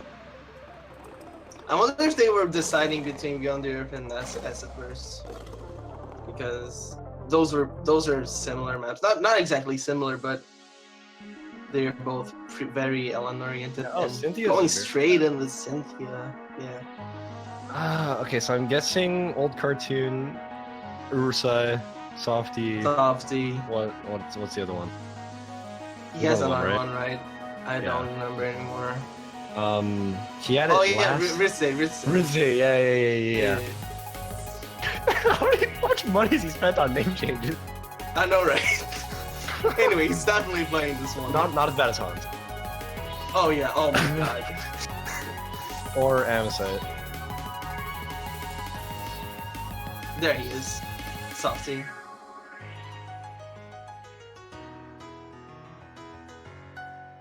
So, I know Estonians should be alright. Wonder should be alright. Softy should be very good on this, so I guess it's down to Ryzen and SebaX versus Special, really. I think that Ryzen is going to do well. I just am not sure about Sebax. I don't remember him having accuracy, so who knows? Yeah, we'll see. Definitely not going to be as close as something like Brazil and Japan on this for sure, but will be worth watching.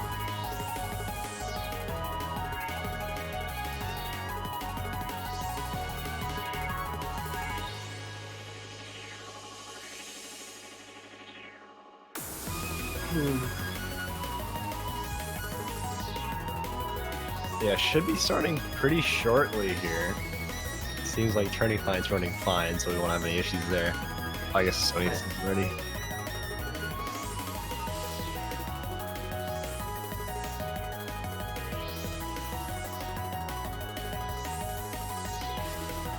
Alright. Alright, here we go.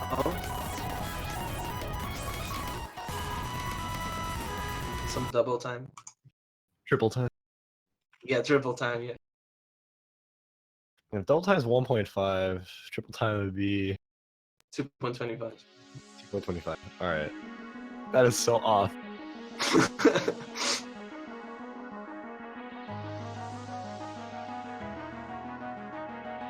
Anyway. Bit of a... Well, actually, okay, honestly, nothing can be really said about the first section, so... Yeah. 3 V2 double S's, now 2 V2 double S's. Yeah, the ratios are the same pretty much. I mean, Yeah. the lead is a pixel large, so... Wait, what? Okay, yeah, this is gonna be a lot more interesting than I thought. Wow. Okay, Sebax and Ryzen are both doing very well so far. Way better than Special. Yeah. However, Estonians and Wonder are managing to keep Ursa in check. Or Softy. Or Softy. Yeah. yeah, Ela or something, man. Ela or something. Didn't Halogen say that earlier? Because I didn't even check. Like, Oh my he's god. on stream and he's like, Ela or something that. Just call back the soft one. Oh my god. Go back. Actually, I remember now because like I was trying to figure out if my name was still Student Man or not when I was playing Soft One. Because I know when I played Star League, my name was still Ellen on Osu, and I was trying to remember if my name was stuff in the Student Man or not, and then I remembered the halogen thing in the just after the qualifier. Okay, Chile has the lead by 600 points. Yeah, if they actually keep this up and win, I mean, there's their point against South Korea. Okay, if this game actually goes the distance, like, I will scream, because it really, realistically, it should not, at all. I know, right? It's not even flickering anymore. Did someone drop the 200? Oh, Wonder might have, maybe? Or did his accuracy just start rushing, maybe? Because he's down to 0.91 now. Softy's still holding really good accuracy here, best in the lobby. Score's just flickered for a split second there, but that might have been because someone on South Korea hit a bit early there, which in the long run isn't good at all, so... Yeah.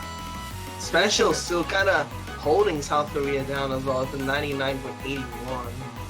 Yeah, and man, I mean, coming into the end section here, I mean, it's really going to come down to that really long split jump stream section. Oh yeah, everything can happen there. And I think, at least in my experience, I've had a lot of tightening up of accuracy around that point, so really definitely like something to look out for. Oh man, Special actually rushed a bit earlier on some of the jacks there, if you want to call them that, but down to 0.82 now, lowest in the lobby. So, man, I mean, I'm trying to figure out who this is going to come down to, because Estonians definitely being the best in South Korea, outperforming most of Chile, same with Wonder, but really just Special here. Yeah. We can see, like, basically, Softy and the Estonians are head to head. Ryzen and Wonder are also head to head. It's just that Special and Sabags. Oh, Ryzen! Ryzen drops! No. Okay, that changes everything.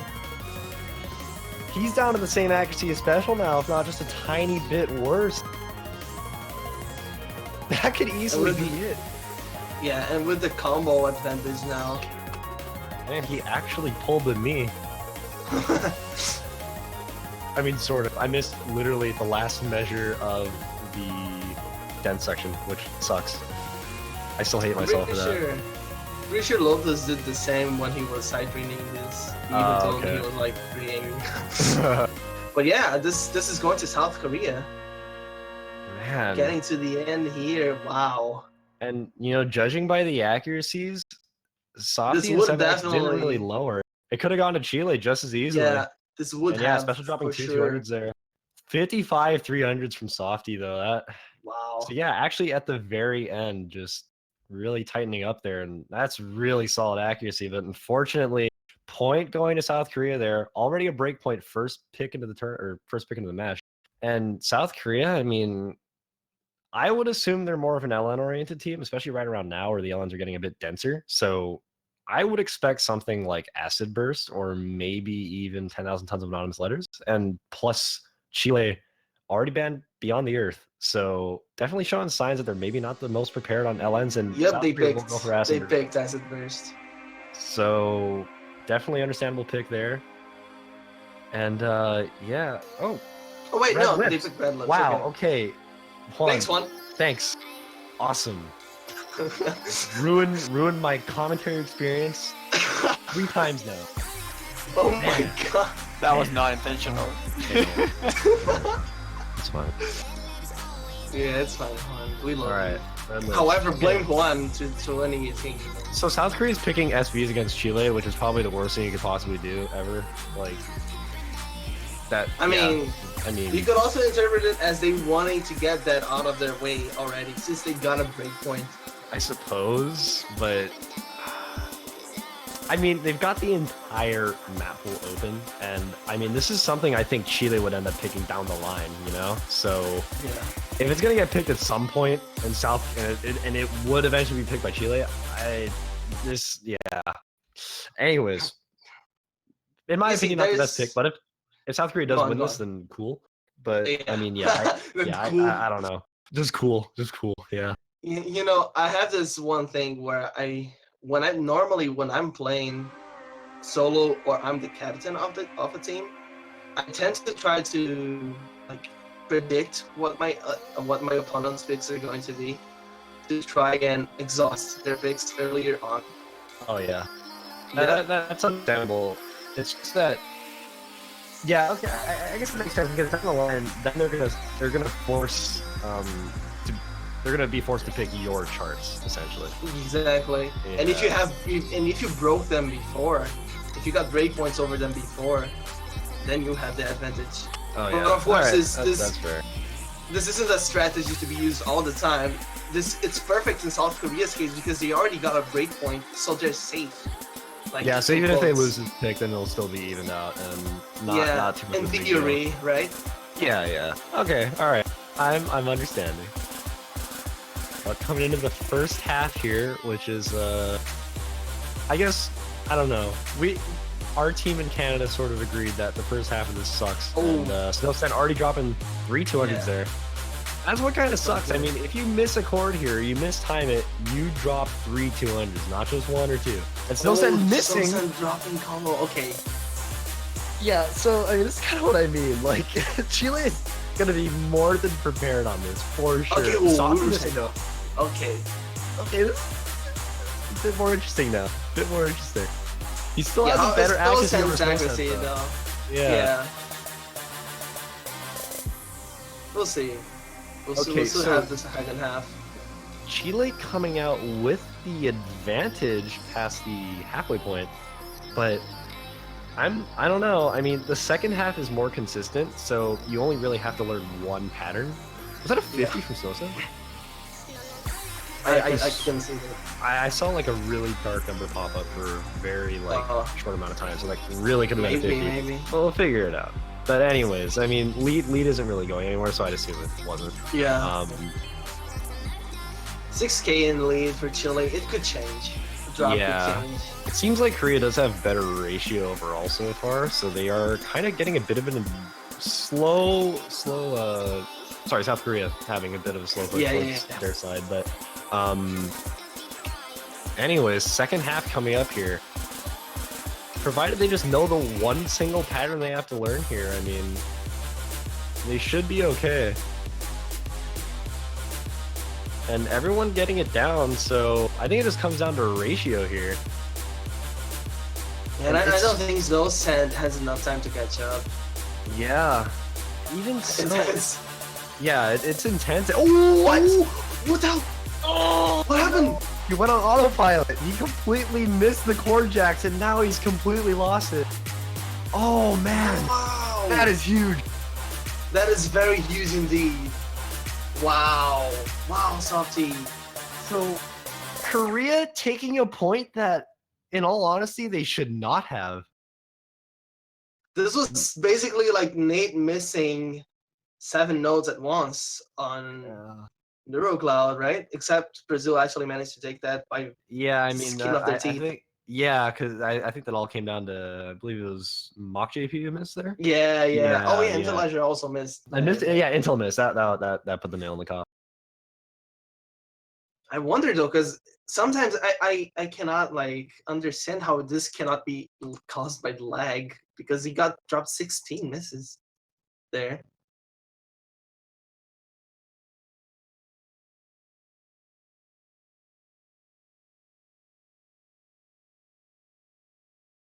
Yeah, man, that's just so unfortunate for Chile, but they're picking Deathmask Divine now, and Yeah, Softy didn't even speak up about it, so we'll be in the dark about this.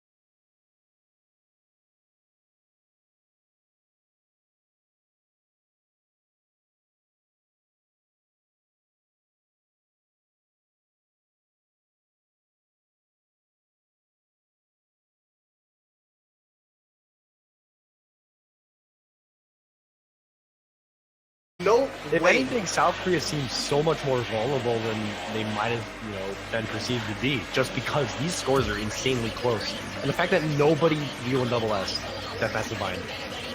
And I mean, that alone should say something. You know what's funny? It's just not that South Korea is that worse. It's just that everyone else is so much better. Like, Oh, yeah. the skill ceiling has been leveled out in a way that every single match is being very close. And this is only round of that's- 16. This is only the round of 16, yes. That's the thing.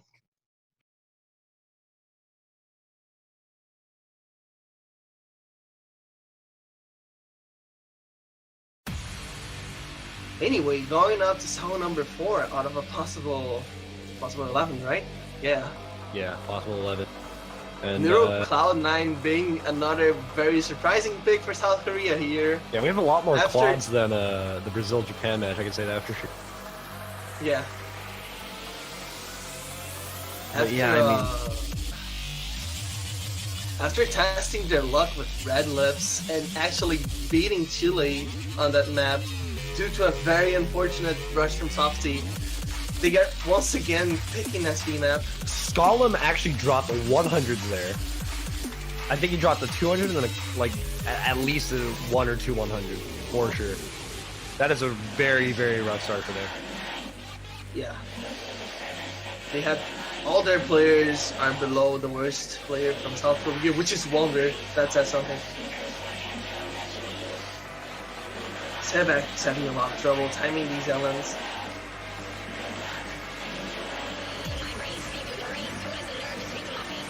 I'm just reading chat, so I'm saying none of the Koreans are good. This should be easy. Let's go. Who said that? You can find it. Anyway. Well, they do have quite the lead here. Oh, what? 3 drops? 3? Okay. Okay. Wow. But however, Yeah. 2 of the drops are from Chile, so Chile loses this trade. And the bleed from South Korea only goes higher. Estonians with a 99.84 before he dropped the 200s there. Softy still with the highest Chile accuracy, even though he missed. Sabak's really struggling, even though he's full comboing. His Yeah, it's surprising. accuracy He has really the suffers. worst accuracy on his team, but he's FCing. Yeah, And he's actually the only FC on their team. he is. That's very interesting. isn't So it? I'm still interested to see if anyone's going to screw up the ending, because this chart's ending is very, very tricky. It charts the exact same part of the song, but in a different way, so you have to know the chart and not the song. Wow. So Oh, soft okay. Koreans are doing fine. Yeah. If anything, This is there's not much- probably. Go on, sorry. Yeah, there's not much the Chileans can do at this point. I mean, this lead is huge. Okay, this part right here. Bit of a 200 drop from Wonder, but alright. Looks like Estonians and Wonder handle that pretty well. Even Nausicaa as well. No combo breaks from anybody, and South Korea is definitely taking this one. Yeah. Doing a lot better than I expected, actually. I know, right? Nausicaa dropping there, but at the start, but Yeah, that other really than didn't that, mean much. 5 and 6 200s. Look at Estonians' ratio is just wow. Wonder's ratio matching Softies. And Going honestly, with a yeah, much better matching a ratio with Softy is that you don't see that very often. Granted, this is an SV Yeah. chart, so it's understandable. But yeah, definitely not something you see often. But 4-0 now. Chile's First picked, map to like go to a team convincingly, you know.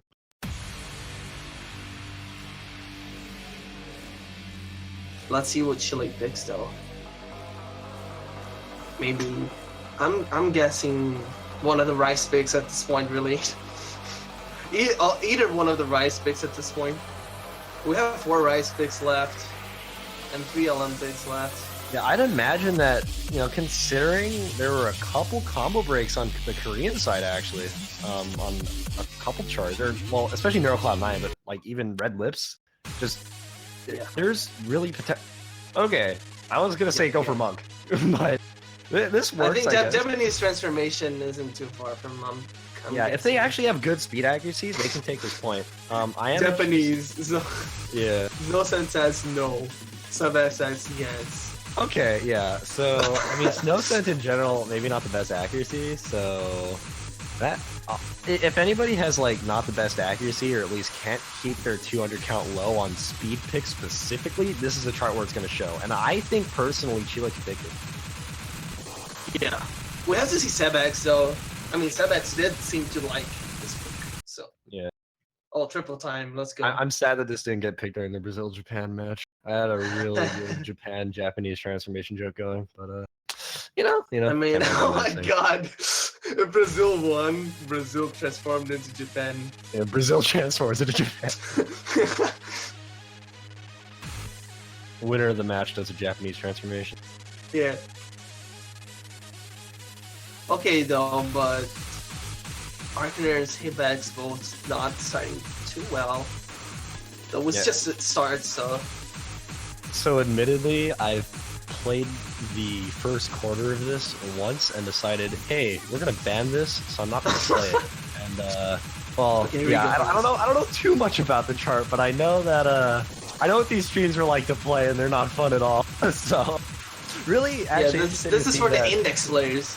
Yeah, it's for the Etiennes out there. Yeah. Okay, Chile It's taking for the the lead Index now. players out there. Oh, stop it.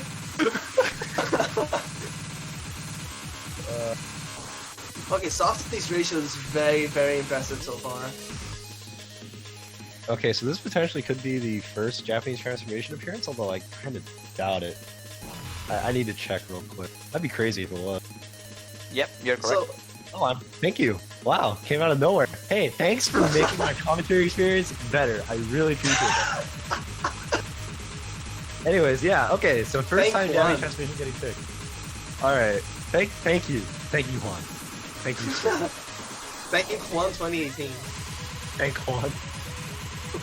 Okay, so Chile does seem to have the better average accuracy out of the both teams so I mean, far. this is just coming down to Snow Sen here. Yeah. Oh, now Estonia's dropped down to 99.77. He definitely drops in 200 there. However, you can see that Arcaner is 99.75 and Saybacks are 99.72. If Snowsen manages to catch up to them, South Korea will not be too far from Chile here at all. Man, Chile's actually winning right now. Okay. I mean, they've been winning. Yeah, I mean that's the They have thing. been It's winning, the end of man. every single chart. And, oh, it's just so close, so close. Yeah, the things that they have been winning.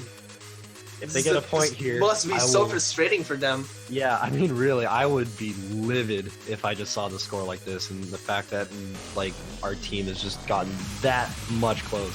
Like, really, the only definitive win for South Korea was probably Neurocloud 9. yeah. I'm not counting Red Lips just because it was one single rush that decided it towards the end.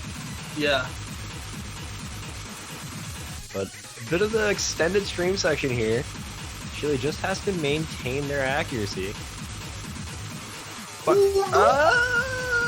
I'm cursing people again. All right, Oh my god. dude. Sorry. Come Sorry on. repeats itself. I want Chile to win so bad. This is so sad. Can you I'm go not have gonna delay? play Despacito. Okay, Yeah. first side dropped. Okay, this is it. Estonians did drop too, so I mean that is a perfect trade. Oh, okay, that was a trade. Yeah, Yeah. that was a fair trade in the end. However, Oh, yeah, let's go! Oh, what Let's is go! going on, Estonians? What the heck? Oh my god! Yes! What? Question mark? Yes! I want to note the not bias of this commentator crew. Hey, don't worry about it. All right. We were just feeling bad for Chile, okay? Let us feel bad for Chile. Oh, Arcaner, such a good score. Softies ratio. Dude, Wonder Dome, the double ass, oh my god.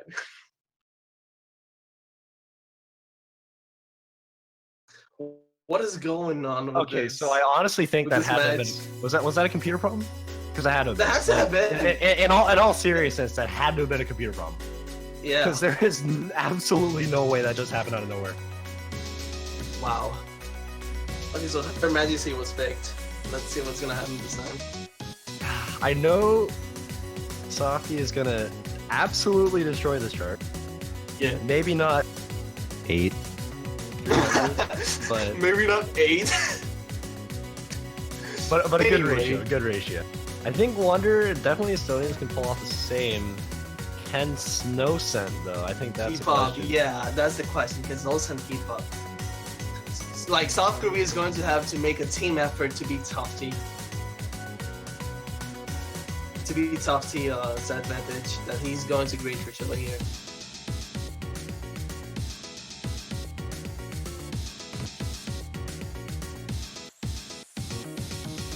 Man, very happy. I'm in a better state of mind right now.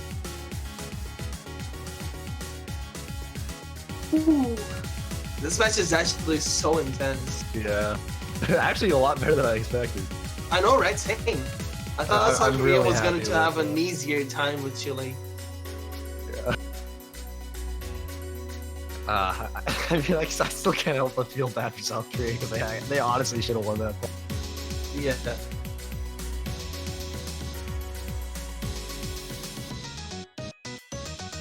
Okay.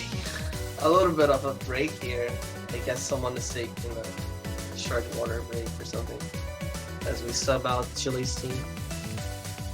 Who's probably going? I think Ryzen is going to come in Arcaner's place, right? Maybe? Yeah. If Archer left, then probably Ryzen. Potentially. Oh, okay, Arcaner's Okay, back. alright, yeah, he just. Alright.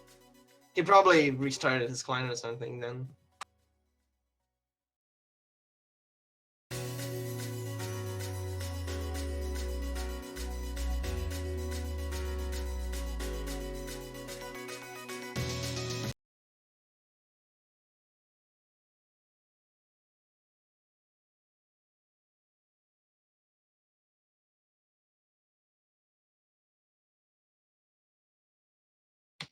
Man, Okay. alright. A lot on the Pick line. number 6.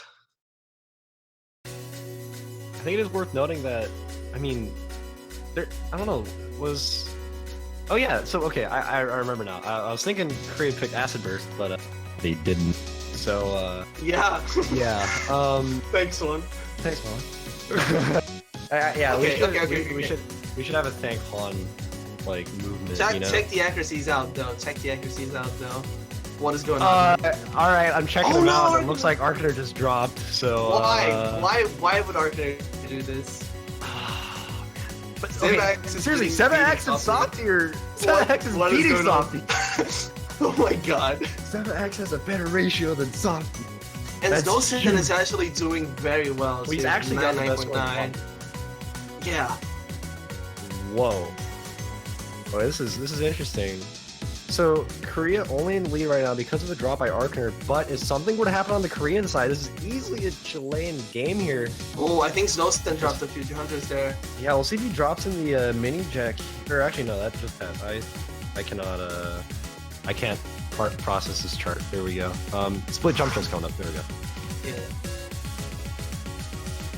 Softy drops there though. Softy drops. That seals it. That seals it already. And even I 7X cannot dropped a see. lot of normal 300 there. So Estonians. Yeah, I really now cannot with the highest see. score in the lobby.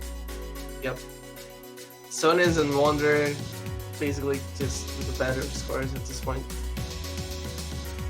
Zolstan just keeping as well as he can, which is well enough for this situation.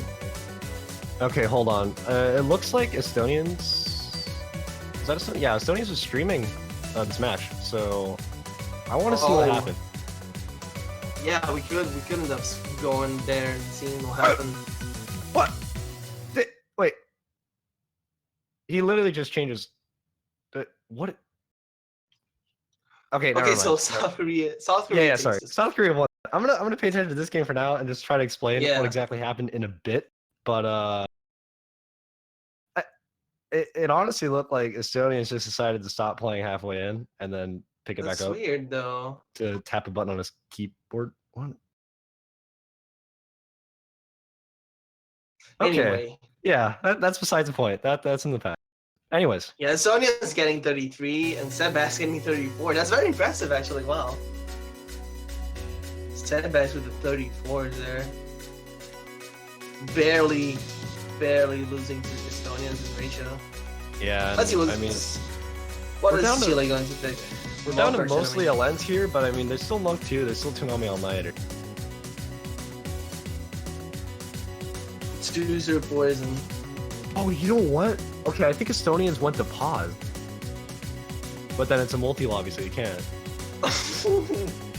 That would have been that's Yeah. going to be hilarious if it's the case. Yeah, no, I think it was. Because, like, Oh, oh no. man, that's unfortunate.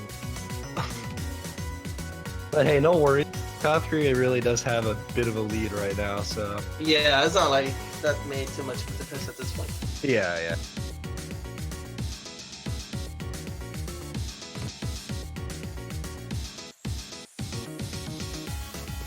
It's really more of a minor setback for them anyways. I mean, I think they've gotten lucky enough making it this far with this kind of scoreline, so... I know, right?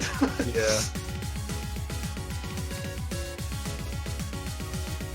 Is it, like, the only problem with Chile is that they keep missing. Their consistency is not on point. At least not for this match.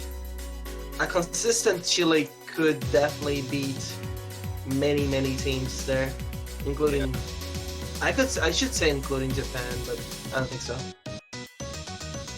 I mean, well, yeah, because I think Chile and Japan's skill sets are kind of like one and the same. So Japan honestly would probably just edge out Chile in every case. But that Basically, being yeah. said, I mean, wow, Chile right now, because I mean, just speaking of skill sets, they've got Tech and LNs left in the pool. And I don't know if they're going to be comfortable to Toonami All-Nighter, but Monk 2, I would assume would be their pick, but yeah, you really never know. They could go with Sakura Skip because it's just sort of the least LN pick in the pool. But yeah, we'll see. They really are taking their time with this. Oh, that is There's Monk 2. Okay, that is Monk 2. All right. Let's see what happens. See if Estonians pauses. Oh, and stop that. I should. All right. I apologize. That was genuinely out of line. mean, man. Okay, to be fair, Trouble did the Windows key thing, and that was like Oh my the god. joke of the century. So like, you know, I've got a history with it, you know.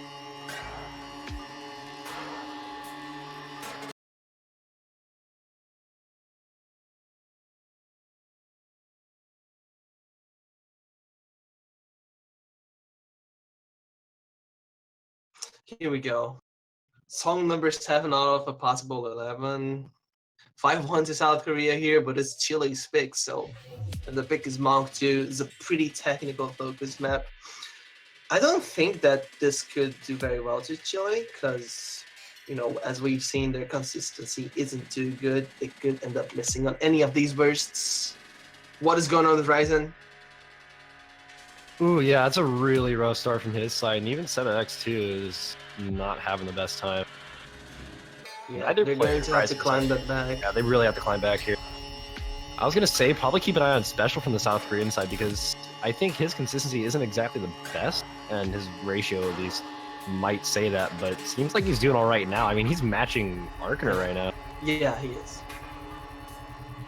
Wait, Also what worth did noting, Burst Softy side is go? actually, yeah, he's not playing. Yeah. Oh, Yeah. I see.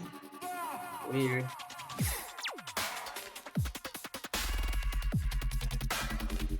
Hey, going into the harder parts of this map, burstier parts of the map, South Korea just seems to have a consistent lead at this point, really. Pretty comfortable for them. Probably over 10k at this point. Just Ryzen and Sibax just cannot keep up their accuracy in this kind of map. And as you can see, Estonians and Wonder just wrecking this Yeah, beyond absolutely. comprehension.